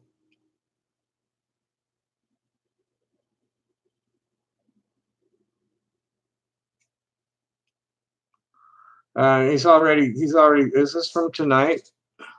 That looks like, no, it's not. It's from another night.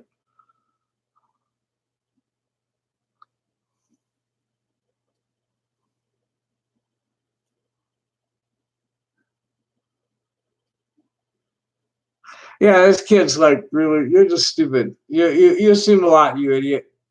So like if Tom is putting out there in black and white that he is planning on killing himself and his parents if something does not happen, then why should first responders not report to his home when there is a wellness check called in? Like at that point, he forced society's hand. I don't blame anyone for calling in on him now. We warned him, hey, stop provoking these people who are dumb enough to do real shit. Did he listen? No. All these years we've been kid gloves, just taking his content and laughing at him. My fucking ass. We were always 100% hands off. Bullshit. Unless you are just the admin. I'm sorry, that's bullshit. Even when he forced engagement, we were always 100% hands off. Not a single instance where we engaged him where he didn't engage us first and several times. Now these idiots have found him and want to talk about Israel and shit all day.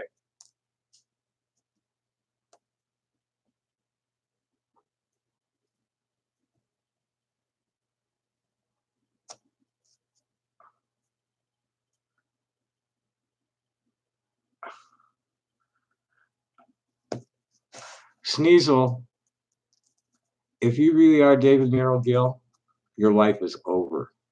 At least as a free man. That's a promise. I'm going to destroy your ass. I'm going to make you talk about this stuff in court. Because it's not real. You're like totally indoctrinated with nonsense. That your entire reasoning is based on nonsense and delusions about me. I'm going to destroy you. You tried to destroy me, and you're going to lose. And I think on that note, we seem to have some lurkers. You assholes have very short time to say anything, and I'm done. Okay? Sneasel, if he's really David Merrill Gill, he's done. He's cooked. Joshua Moon is done. And this is going to happen real soon. I put it's a giant chessboard. Because I'm really just one victim of many. As hi Lorelei, thanks for coming. I'm just one victim of many. That's it. And Kiwi Farms and AMD are just two patrol bases out of many. And that's what I've been studying for the last 15 years, pretty much. It was around 2003, 2004 that I got onto the electronic, e-crimes, electronic financial crimes. They were being directed at people mainly on fixed incomes, and costing a lot of money. But I mean, this is what I've been after for all this time, and I threaten a lot of lawsuits, which is kind of like just part of the art.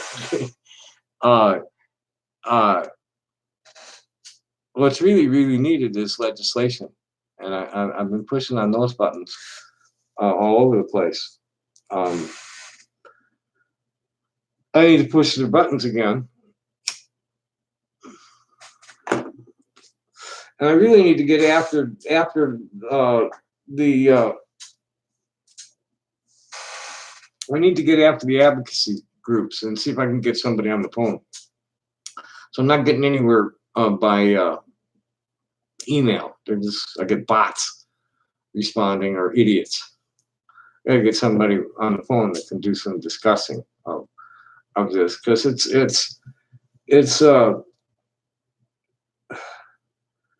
it's costing a lot of people a lot of money.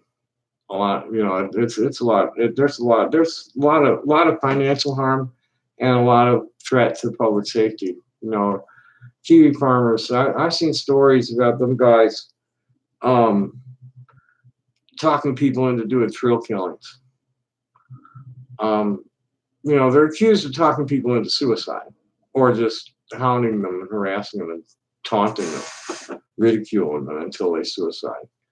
And it's excuse me, but I'm 65 years old, and these are like 20, 25-year-old kids that are trying to bully me in the same fashion that like 8-year-olds did to others. They never tried to bully me that way, because like nobody ever accused me of being stupid before these guys. And I mean, I've had people disagree with me plenty, but nobody ever thought I was stupid. And people don't usually think I'm mean either. I'm a soft touch, actually. I mean, that's what they enjoy that, because like I'm a very trusting person as far as, if you tell me something, unless I know that you're a liar, I'm gonna take it at face value. And they've exploited that a lot, and they get a lot of giggles when I realize that things are fucked up and I get pissed off.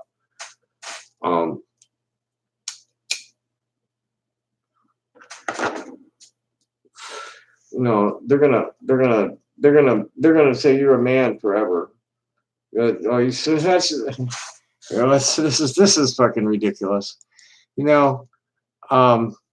Imagine being in some Facebook group, being a lost, confused tranny. A legitimate one, not a trans trending shitball like Tom. You're looking for resources, and some tard posts a video of someone else in the group. And in the video, they admit to fingering a dog and fingering a child. The person in the video then makes a long post about how they've been trolled for 20 years because of Insurlic and the CIA. They then cop to the fact that they molested the child and dog, but say it was okay because the girl was in bed with someone else and been molested by other people while they were a runaway. This is not true. This is not what I say. This is just the way they interpret it. This is a young woman who had been on her own, and she wasn't exactly a runaway, because she and her parents stayed in touch, but she was pretty much making her own decisions, living on her own from the time she was 9. She wasn't exactly a runaway. And she was never molested. She was never molested. She gave it up willingly to a man for a year before she came to me. But she was never molested. That's ridiculous. And she was also not a runaway. She was a child of abusive parents, a latchkey child, and she decided she didn't want to like deal with that shit, and but she stayed in touch with her parents. Eventually, she went home, went to school, and got married and had kids and a proper career. So fuck off with this shit. This is stupid. I don't think they're doing some sort of mental calculus on this one. I don't even think they care about the pedophile dog fucker being a pedophile dog fucker. They just want this weirdo to fuck off, and it means keeping them at arm's length and being cordial rather than having an obvious tart out on their hands. They will do it. So this is just total fucking nonsense. If I was this trans trending shitball, I would not have friends like I have. Good friends who are very respectful of me and very appreciative of the information that I post, the resources that they're looking for. Dee Prize talks about transgender science disparagingly as it being just fake science and a bunch of transgenders and yada yada yada, because nobody was buying into her fucking nonsense. And if you look at the roster, if you look at the answers to the questions that I get, I have clinicians, I have people that are social workers, I have, because they want to stay on top of it. I have people who are transgender, I have their parents, their spouses, and I have other contributors to this group too. If I was a transgender, I would not have access to the people that I have access to. They would totally shun me. So stop up with that shit already, all right? I got nice boobs. Oh, absolutely. Absolutely. This David Merrill guy is supposed to be a total sex pest. Check this dude out. This is who Sneasel is supposed to be. I don't know. Now I have he's using this name at I had conversations with him before I got sick of looking at it. Uh-oh.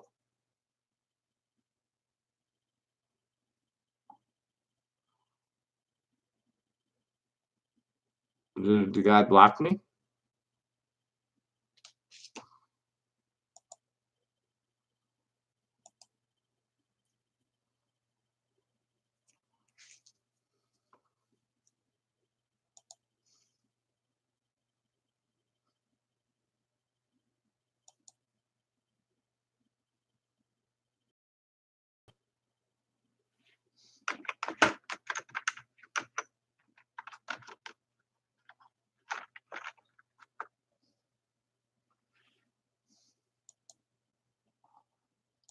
Oh no, I remember what this was. I know where we need to go. I remember what his site was. Come on, settle down to where I can.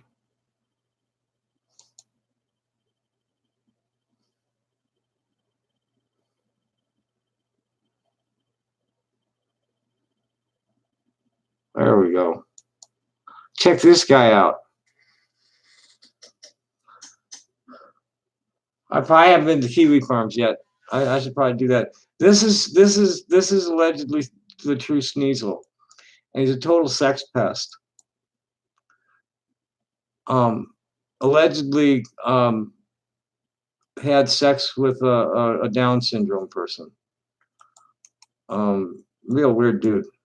Here's his Facebook, and here's the Kiwi Farms thread.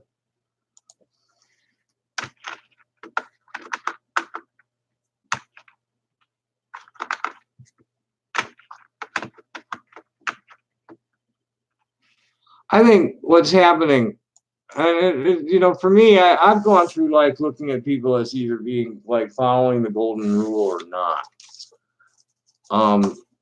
And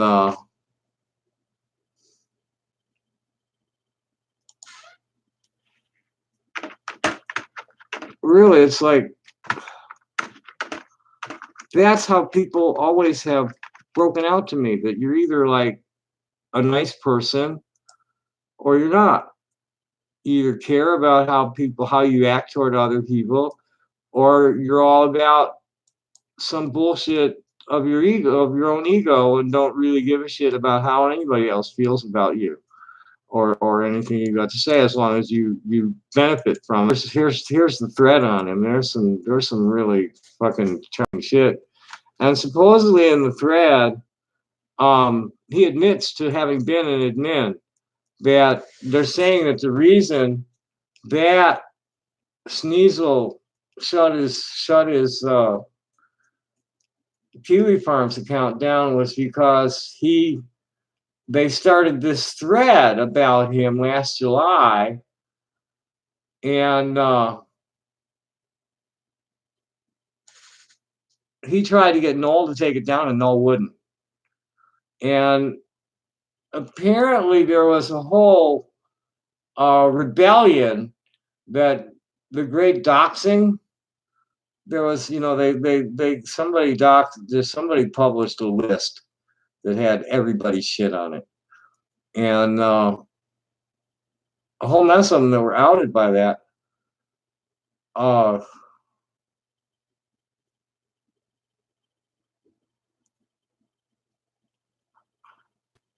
Yeah, see, I haven't posted since I told them. See, I put up something. Oh yeah, I doxed him from the Discord. I put up the conversation from Discord, asking, and they took that down. And I come, and this was on the 1st of December, so the week's gone by. And I told him, if you're not going to allow this ass clown to be outed as outing Sneasel and disgust here, you may as well thread ban me. I'm here to gather what intel I can on him. I'll be at police headquarters in the morning with it. Well, it turns out I can't go to police headquarters until the 18th, and then I'm going to get anything but a report about why they can't do what they haven't done. I mean, now I got a guy that wants to meet me for paid sex. But it's a real busy Sunday night. Here's somebody trying to get me to monetize my channel.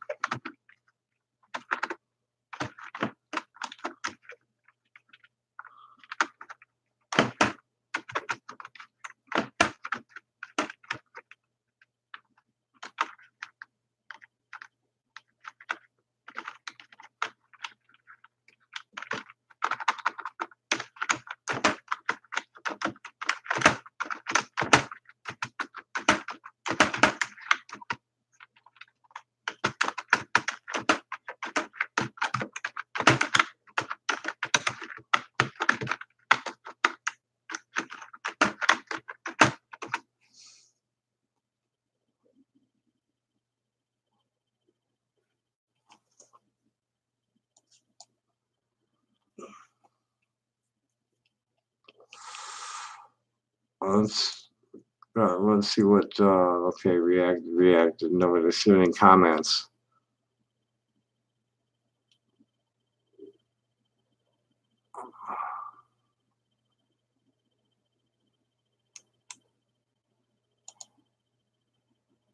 I have a thread ban for this one. Maybe they changed the title. Yeah.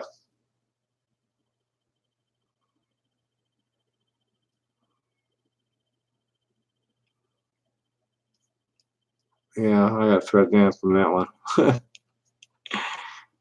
And that's a problem I've been talking about, is that the most visible transgender people are the most peculiar. It just seems to be the way it works out. Most of us are like just gender banned, and otherwise have standard issue likes and dislikes and things that we want to be and do. And what's really nice is that now we have family. We have each other in the social networks, and our blood families are coming around.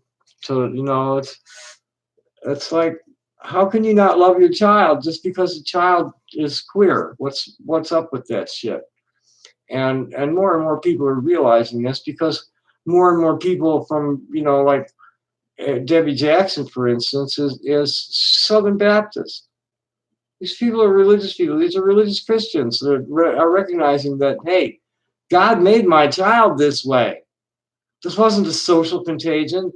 This child came to me as soon as they started talking, saying that this was the way they are. God did that. There wasn't any poisoning from the progressives and the liberals or any of that other shit. God did that. And they recognize that God did that because this woman knows that this child came out of her belly. This child, she heard every word this child said to her from the time this is not just, oh, well, look at them and they're making each other trans. No, I'm sorry.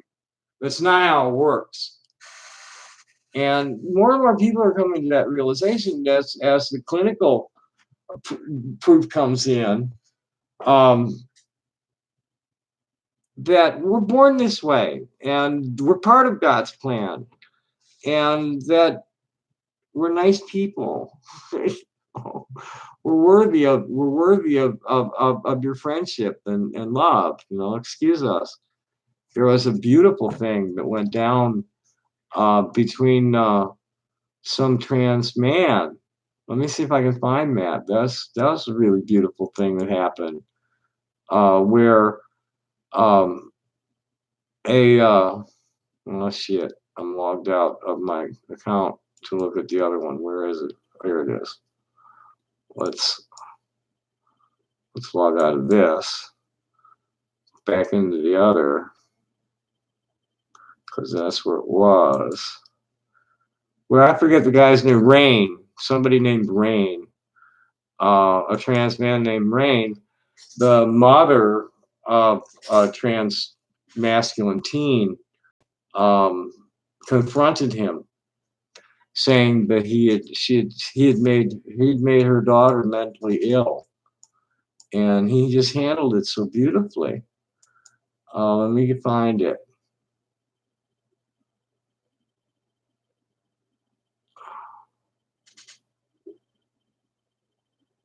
Hello, come on. It's running slow. Probably has too much shit open. Let's close this crap. I don't need to look at it right now. I don't need that. We can close that crap too. Close, close, close. That's the stream. I don't know. I don't know if David Merrill Gill is. Oh, fuck off. I don't know if David Merrill Gill is actually Sneasel or not. I know that Sneasel is using the name at Discord because I've had a conversation with him there under that name. But there are things about this David Merrill Gill's speech that don't sound right to me. I mean, it's possible that he's the same person I've talked to on the phone, but the things that he talks about don't seem to match quite right with Sneasel.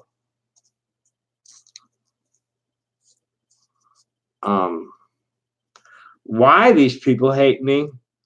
They will say that it's because I'm a pedophile dog fucker, which is like a delusion that they have. But they build up, it's a tell a lie, tell the lie enough times, people start believing it, and they'll hurt others to protect the lie. That's how wars happen. And I've always been bullied for being too smart, for knowing the wrong things at the right time, to get people upset. I'm the kind of person that you meet me and spend a little time with me, and you're either like madly in love with me or want to kill me. It's just that I know things that people want to know, and other people don't want other people to know. Pretty much what it is, and my whole life has been like that.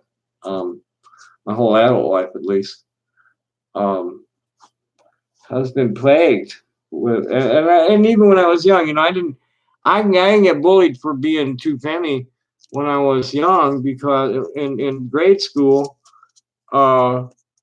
because I didn't take it, and I'd punch him. So I didn't get shit for that. What I get is bullied for being too smart. I get beat up because they get mad at me because they didn't understand what I was saying. And they fight with each other for who got to sit behind me on test day, and then they beat me up if I didn't let them cheat. Because if I let them cheat, then I get in trouble with the teacher.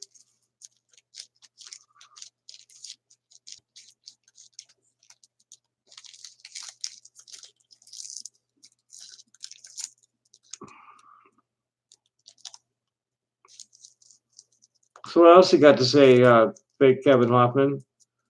You're just another Kiwi farmer, dude.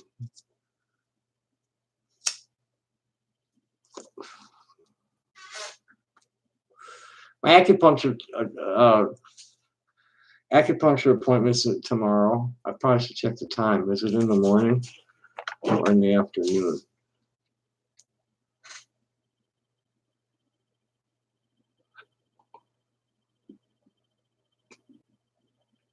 Oh, there it was. Oh wow, it's that late.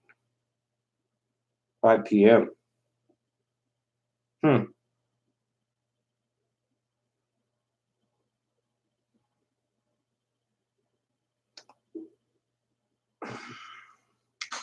Cool.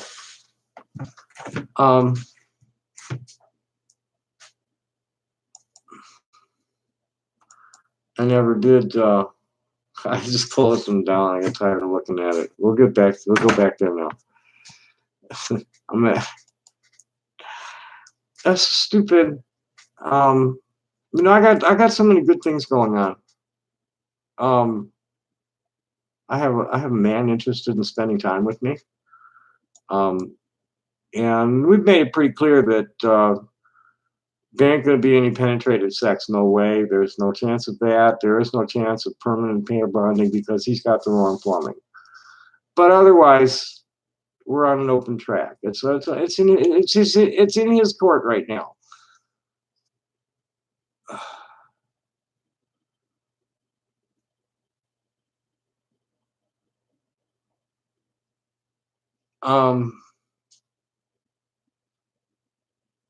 So let's see how that plays out. I got a luncheon date Thursday with one of my closer lady friends that I hardly ever get to see because she's so consumed with her career that she's ending at the end of the year. She's shutting her business down. She has a home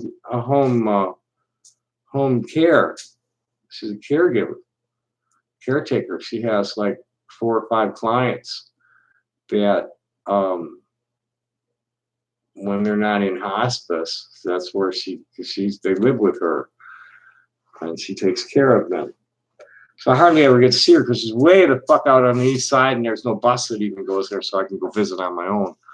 Right? We have to get together when she's got time to come and see me, and we're going to do that on Sunday. Oh boy, we have a troll calling from a masked number. Let's see what kind of idiot this is. Hello. Say what? This is Officer Acosta with Tucson Police. Oh, hi. Are you here? Are you here now? I am. I don't know how to get to your apartment though. I only see like. Okay. I'll come to the door. Okay. I'm parked on 5th and 21st. On 5th and 21st. Okay. The apartment complex is the 2 buildings with the orange privacy fences. And that parking lot, I'm on the east end. I'm on the eastern building, and I'm opening the door right now.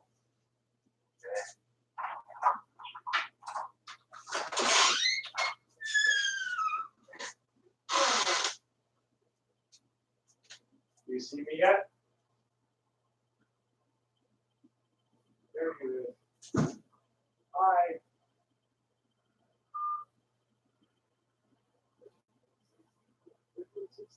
This one. Okay. Hi. I'm good. How are you? You haven't been here before, have you? I have not. It's good. Oh, well, I'm a minor celebrity. Oh, yeah? Yeah, I'm talking to you. Okay. I'm a professional artist. Okay. Okay.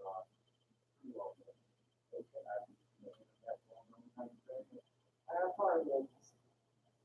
And I scream. I'm screaming now. Okay. And I've been swatted a few times. Swatted, yeah. They call 911. But first time they said it was a house fire, we got like a full job. While I was screaming, they get the tunnels off of that, right? Yeah. The next time, they called in saying they were doing it. And then I had to go and film myself. You know what that costs. Whole mess of air, 15 SUVs, forcing everybody had to shoot together. And they tried it again, but by now we know what's going on. It's like called crisis centers, wellness checks, and like that. It's like I am like weird as far as like fucked up.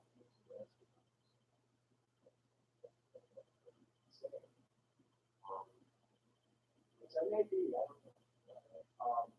But I'm either a legitimate channel or I have to use it against me.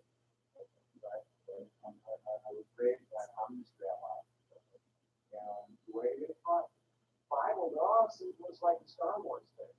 God and the devil were like Bible planet. That's growing up in one of the space age. That's how the Bible was for us.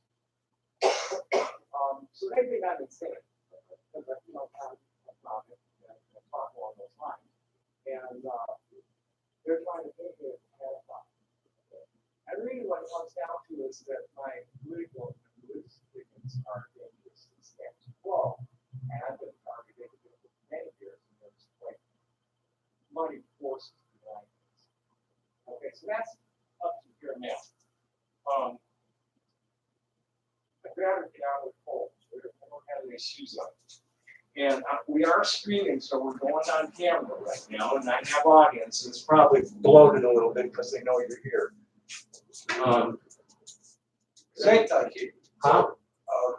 So anyway, let me show you what's going on.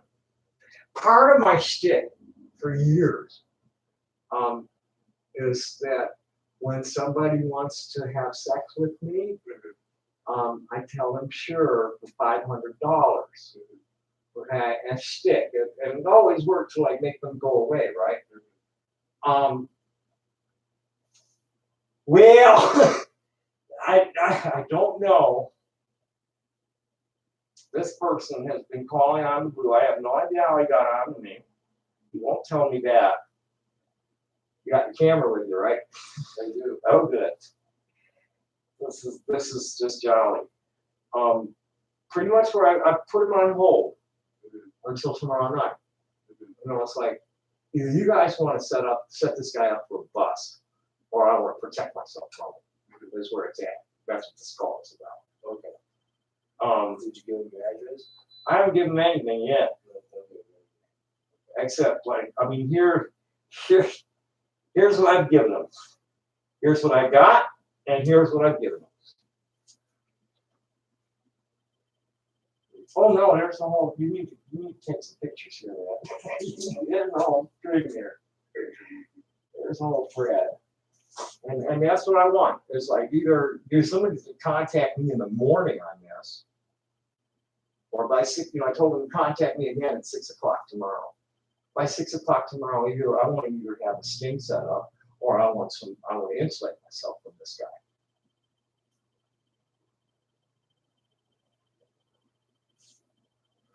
Thing of it is, I don't know if he's legitimately seeking sex or if he's seeking to draw me out to hurt me.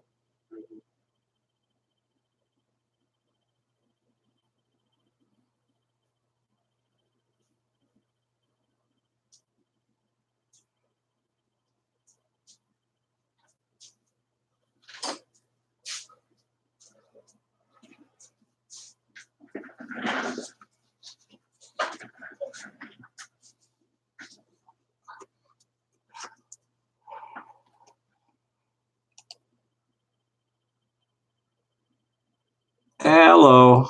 Hi, Lauren. What did I do when I ignore them? What did I? It subsides a little bit, but it won't go away completely because somebody's being paid to stay on me. They've got stalkers on me. They've got bots after me. I stay off the. I was blocked at Facebook this month. Last month, I logged in, posted a little bit on both of those sites more than I had been, but mostly for the last at least a year. I don't know. I don't keep track of time like that.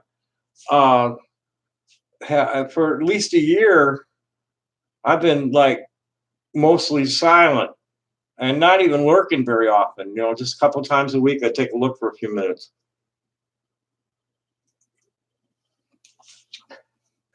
I have a life to lead. I have family, friends, followers, people that want to know what I know and want the media that I have available to them. About the transgender reality and about the environment and about like the Palestine conflicts and Native American stuff. And the people want to know what I got on board. I don't have time for that shit.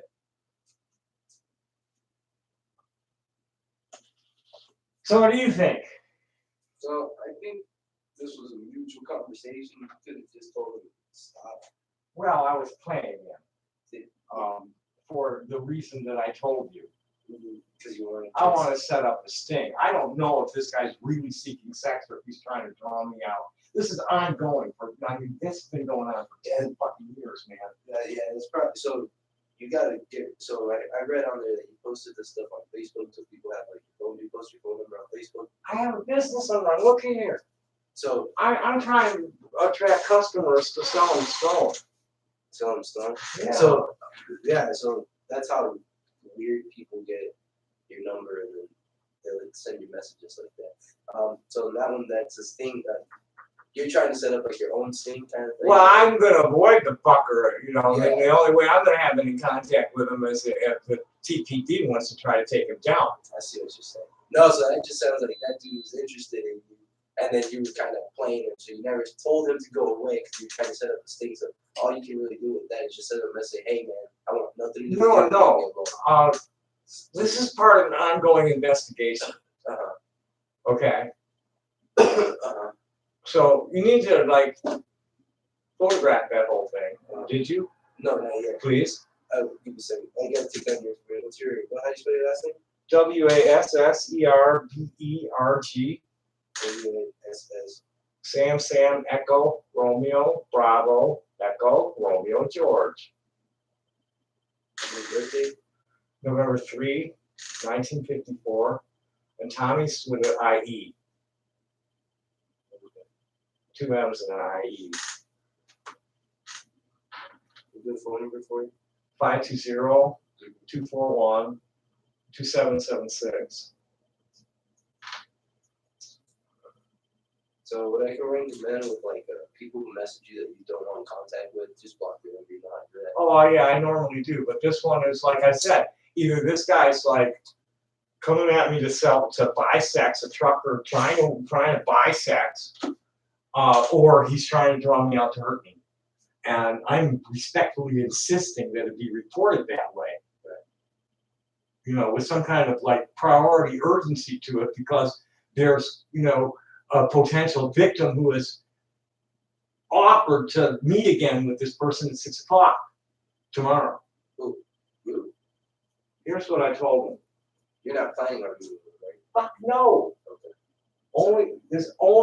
I only played him to that point because of the ongoing problem, and in the hopes that you guys haven't been able to do anything in following anything off the internet. Here's somebody offering himself on the ground. That's why I played him like that. Okay.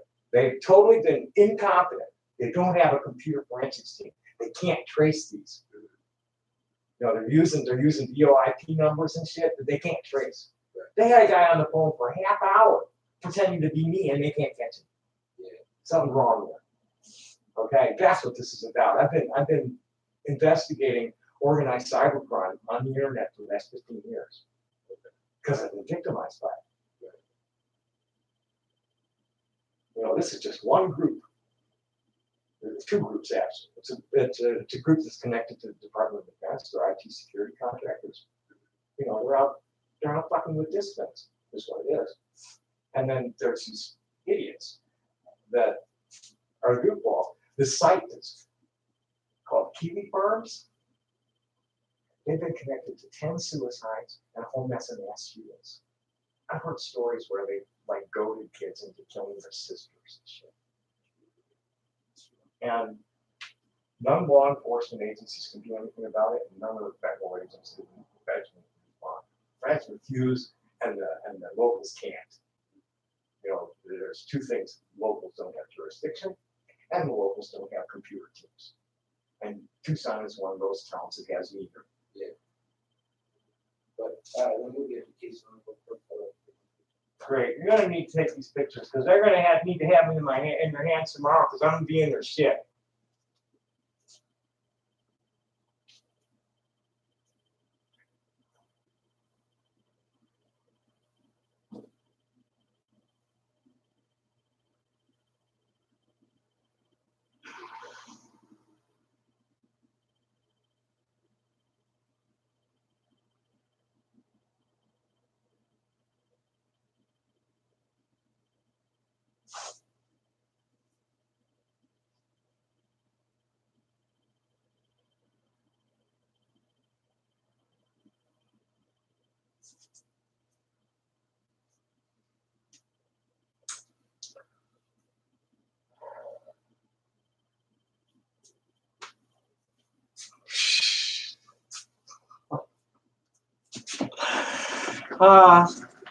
They have a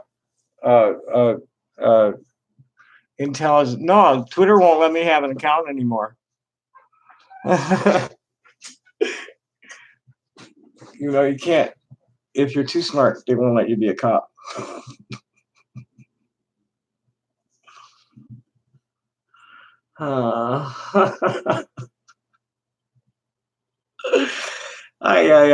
Twitter won't let me have an account.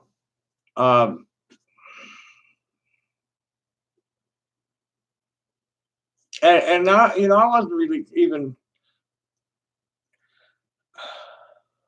I was being pretty really like cautious there about not getting too outrageous, but I was truthing the Zionists too hard. That's what was happening. I better put that away. Get that out. Undercover would probably be a good idea too. All right, you can see that. Huh? Can I see that phone and take those pictures? Yes, please. What do I do with it? Did I just drop it? Shit. Did I put it down or did I leave it over there? Oh, sorry. I'm half blind. Oh, really? Yeah. There we go. Yeah, it's put down over here. Yeah, you see, I was totally like playing him, you know, keeping him at arm's length, and the only thing on my mind was the hope that, hey, here's somebody offering to meet on the ground. You don't have to like deal with any kind of like digital shit that's beyond your competence. It's the only reason I played him to this point. So we don't normally do something like this. Like there's teams that work that on their own, but we don't normally set up like stays like this. Well, you don't. You're just a reporting officer. You're so hopefully I'll send this up to somebody else. well, there's people that are already assigned to this case. Okay. Main thing is, are you gonna be able to deliver this to your sergeant tonight? Is your Yeah. sergeant on? Because it's gotten hung up for days, because your sergeant didn't sign off on it to get it to the assignment sergeant's desk for days. Yeah. I'll finish up this report. Cool. But, don't meet up with this guy, don't initiate any more. Oh, no conversations. way, no way. I know. Anybody that calls you for stuff like this, block the number. If, This is the first time. They usually just like, they're making threats. This is the first time anybody's tried to. No, this isn't. There was another guy that was wanting to have sex. Usually it's threats. They try to draw me out and they tell me there's or ads that you know about gaslighting. What's that? Gaslighting. No, what's that? They anything you say is false. Whatever you say is false. You are.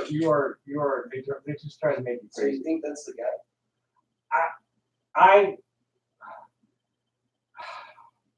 I do not take anything I see from the internet, from people contacting me because of this kind of thing, at face value. This is not my job, right? That's the job of the investigator. Right? The guy who's stalking me, no, I don't know. The guy, there's a fellow who was an administrator on the alt-right account. It's a bunch of incels. You know what those are? Insults? Incel, No, what is it? involuntary celibate. They're a bunch of nasty right-wingers. They're so awful that cookers don't even like to take their money. They hate women, they hate men, they hate themselves. They're just awful people. You know, like Proud Boys, those guys. Those kind of guys. Never heard of it. You never heard of Proud Boys? Is that lightning or I don't know. I look more like a spotlight? Twice now. Flash.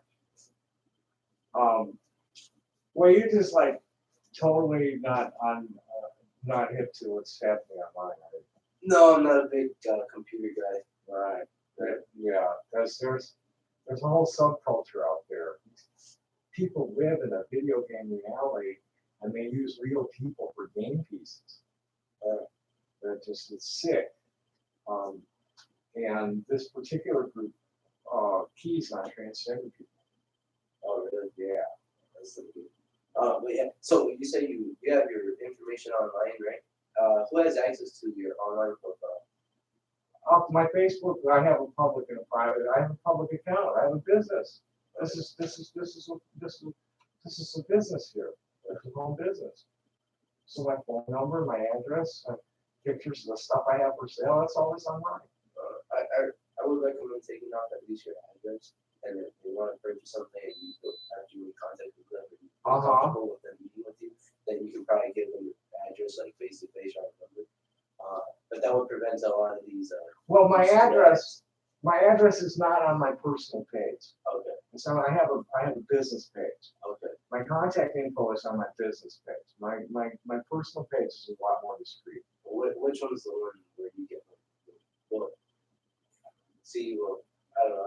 It's just a recommendation. You do what you No, I hear you. And I might have to change the phone number. It was getting out of hand. It's calmed down a little bit now. This is the first in a while. I mean, I feel like putting your phone up there probably won't affect you or your business, because if somebody is just annoying, all you gotta do is block them. I know.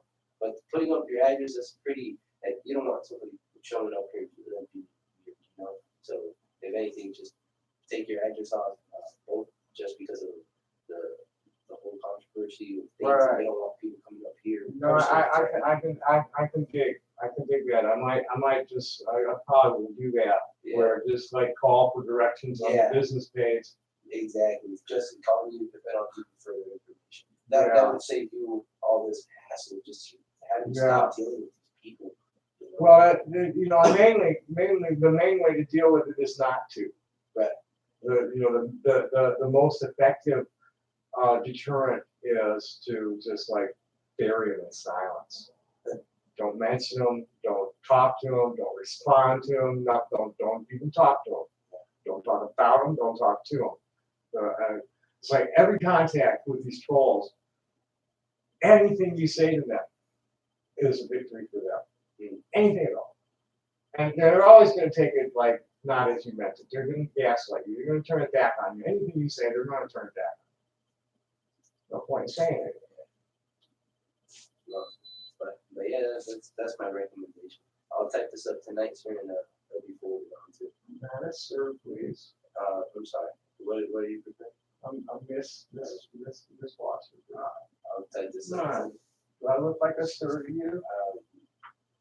No. I mean, I had you know, 60 years of testosterone poisoning did its job. 60 years. Yeah, I mean, I've only been living authentically for 6 years and only been taking the hormones for 5, but it's been good. It's in Tucson, it's been really good to me. You know, Tucson Police Department's been very respectful.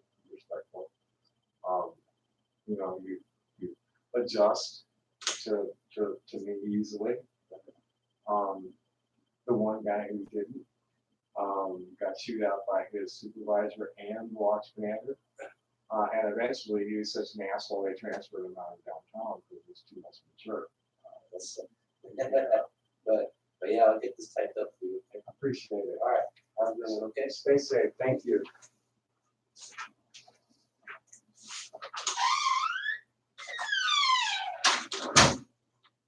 Okay. Yeah. You know, I don't want to buy. I'm trying to avoid buying tobacco, and I'm getting real low on snipes, and I've thrown them all away. So now I got to dig them out of I had to dig them out to get any more. Nobody sent anything for a little while. Anybody still want to talk about anything? Kevin? I need another cigarette. No, I'm gonna suck up. I'm gonna suck on a cough drop. Alrighty. Sick ass motherfuckers.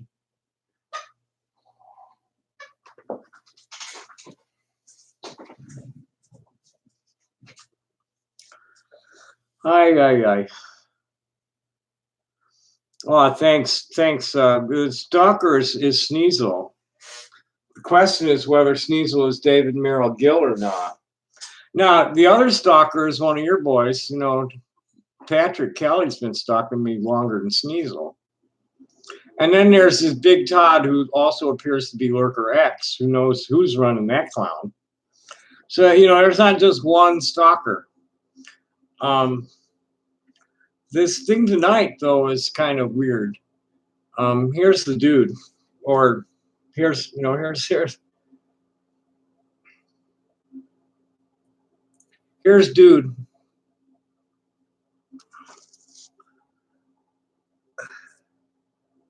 He says he's a trucker.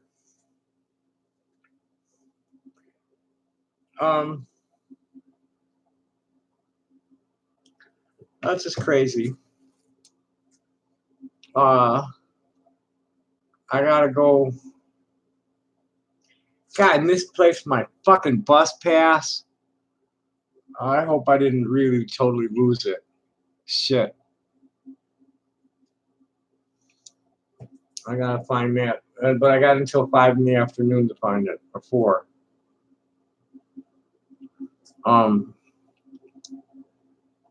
So Kevin, is David Merrill Gill the same person as Sneasel, or is Sneasel impersonating David Merrill Gill?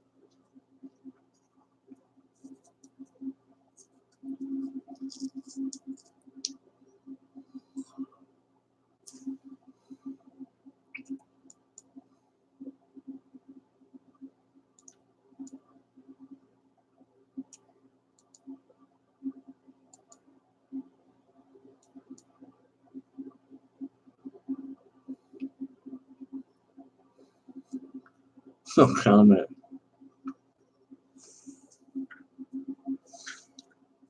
What do you want to comment on, Holmes?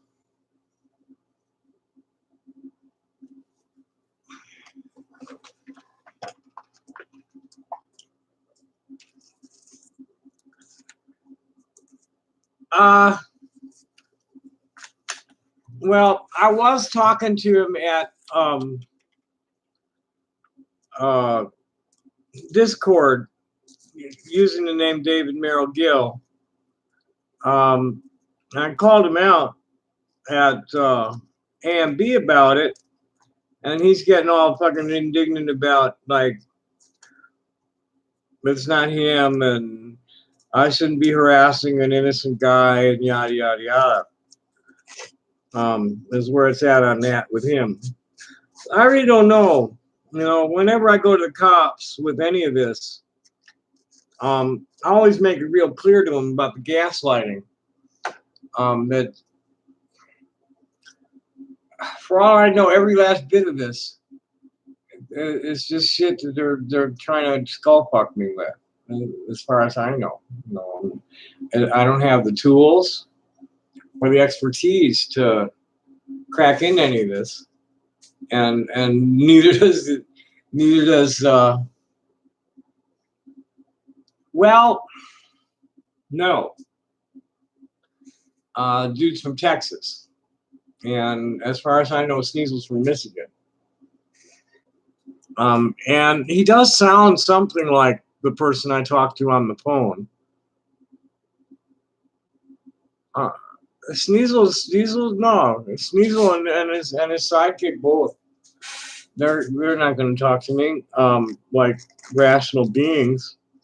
They're going to get dragged into a courtroom one day. I just better hope it's not the Sanhedrin come back.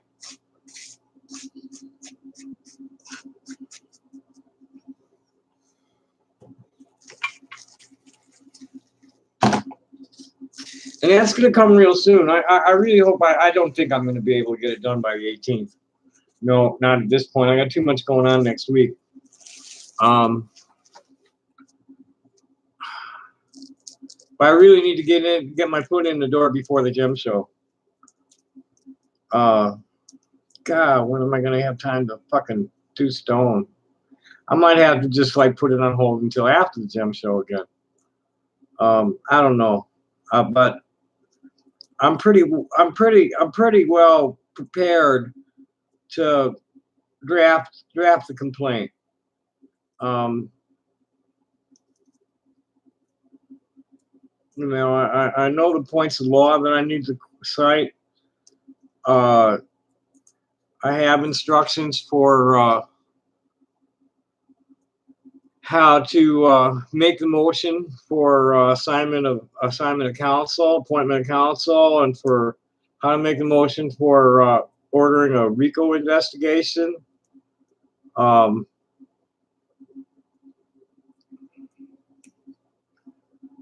And how to make the motion for to get class status. I got all that. I'm ready to sit down and compose it. But I really, before I do, I've been flying blind on my own all these years without much consultation from actual lawyers.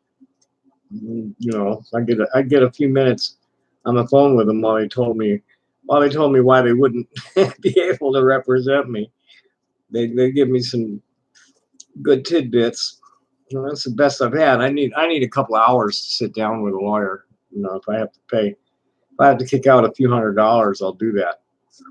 Of course, nowadays you're lucky to get a whole hour for a couple $100.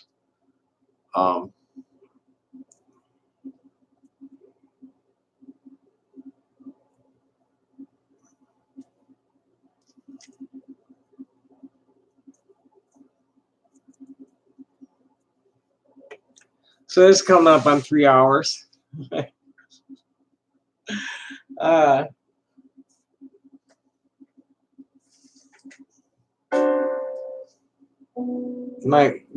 didn't record it, but my new friend is actually a very good piano player. He hasn't played And actually, he's an organ player.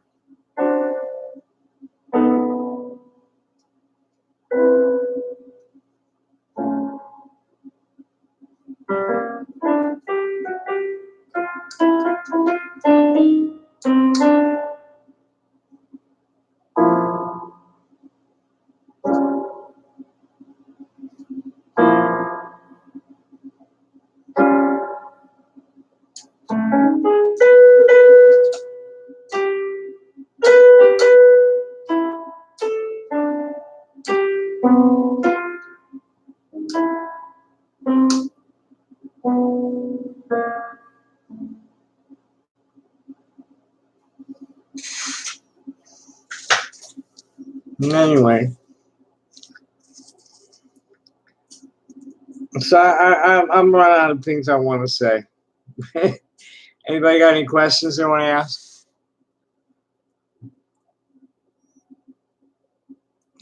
By 3 hours. I'm gonna kill this. No more than 3 hours. You got 15 minutes to 15 minutes to say something.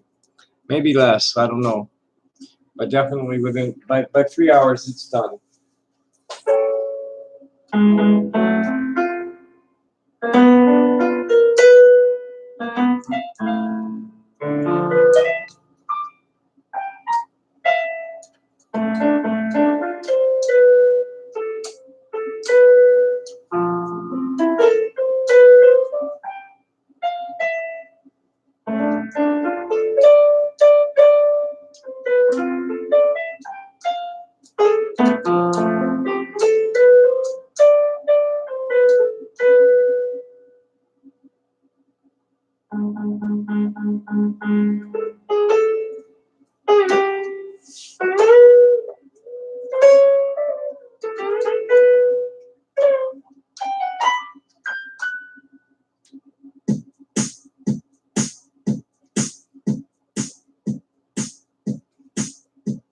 Yeah, I don't like that.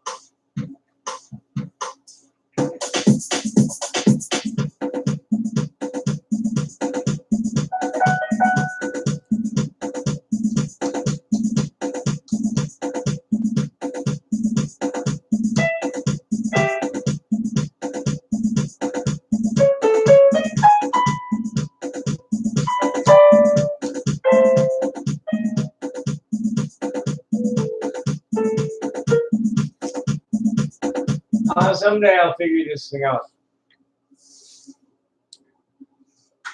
Would I ever collaborate with David Merrill Gill? I don't think so. Guy's a conservatard.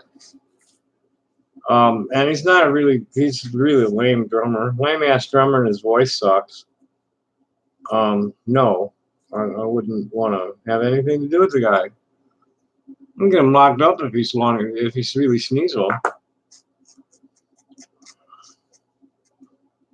But like, fucking ultra right wing gospel singer now. I don't think so.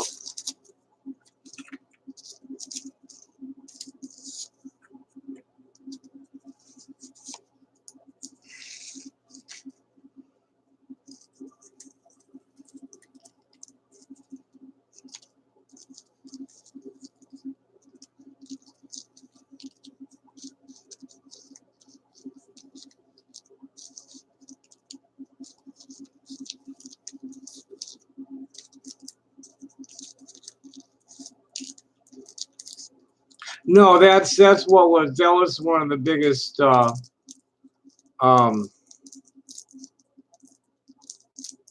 incongruencies between the Sneasel I know and David Merrill Gill.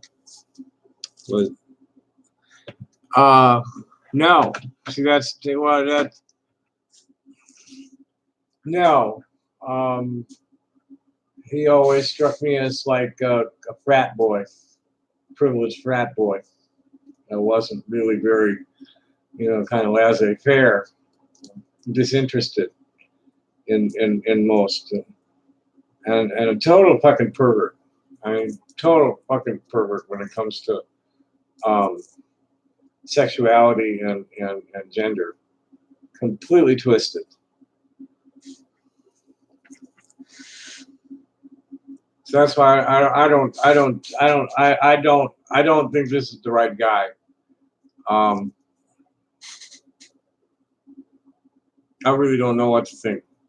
And I'm amazed that the police have not been able to track any of it down. I had his phone number. I gave him the phone number a while ago.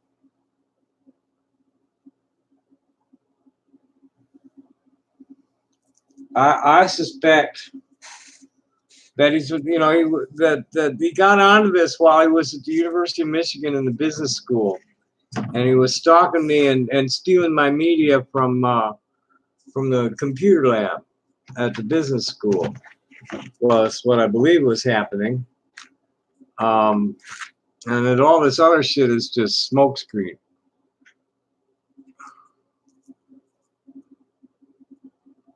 Well, yeah. I mean, like he's played off like he's transgender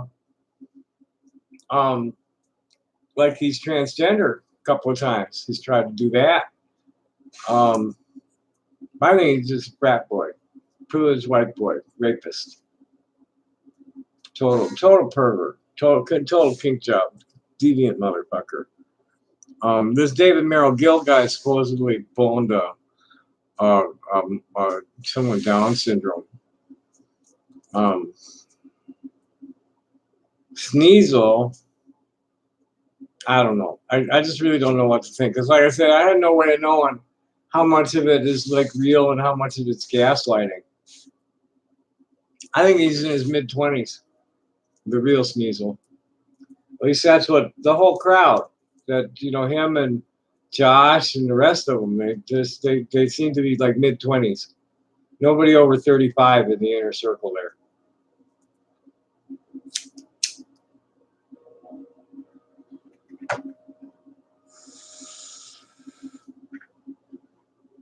No, and I have not seen anybody like posting anything that made me think that they were like, adults. I've been adults very long. Never anybody there.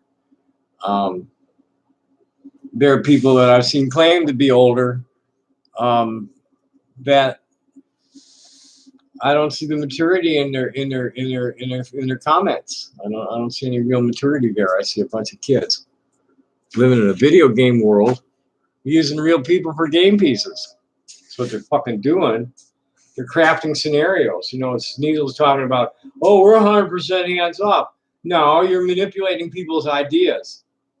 That's not hands off. You're giving people ideas. You're building images in their mind that aren't true about me, and inciting them to violence against me. So don't talk to me about hands off. That's bullshit. I was from the very beginning. I'd be getting prank phone calls, all kinds of weird fucking prank phone calls, and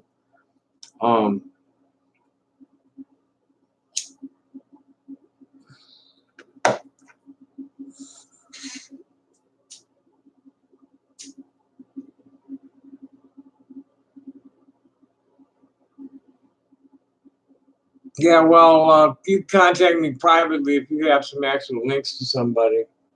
I don't want to talk about it here.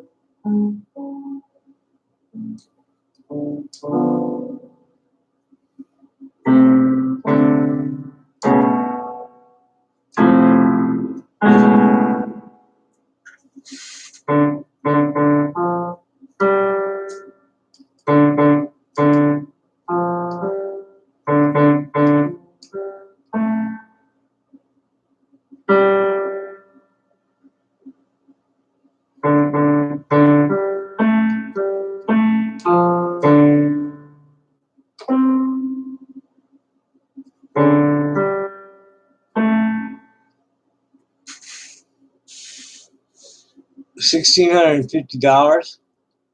That's more than I can afford.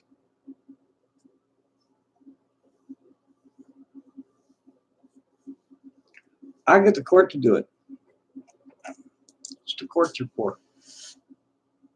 You know, this guy's a criminal that needs to be brought to justice. He's Josh brags that the site has over 2,000 targets.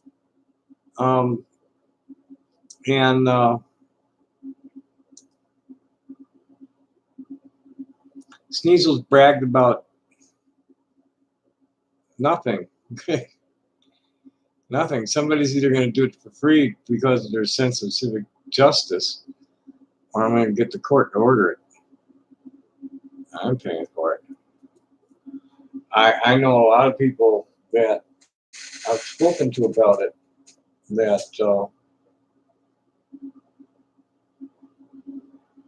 nobody's willing, that I know, that's capable, is willing to break the law.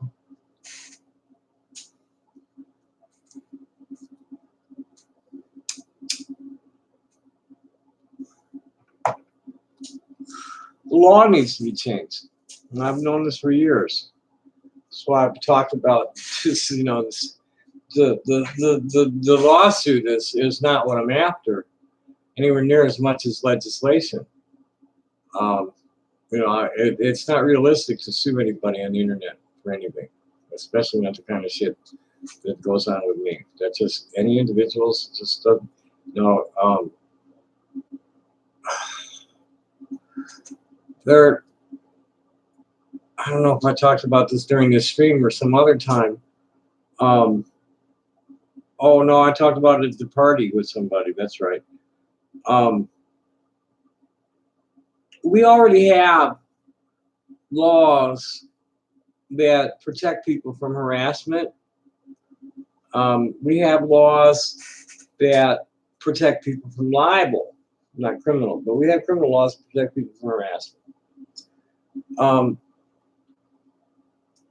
The problem that's presenting itself, there's several problems. Number one, the local police have no jurisdiction, and most local cop shops don't have competent personnel on their staff and tooling for them to do what the job needs to be done on the internet. The other is they have no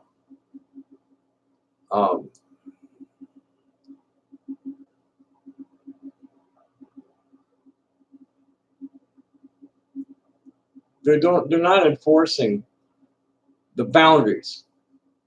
Nobody's willing to like really fine-tune that boundary of protection. It's called a Brandenburg test. Nobody's applying the Brandenburg test to any of this shit going on the internet. And a lot of it, these people, just some of the shit, it doesn't hold up to the protection. It doesn't qualify for protection, some of the shit these people do. And they need to apply. They need to be like policing that boundary of the area of First Amendment protection better on the internet. That's where that's at, and that's gonna take new law. And they had that in process, but it didn't go anywhere. And we are now coming up on 3 hours, and I'm cooked. I'm done. So thanks for coming. Happy day. Bye bye.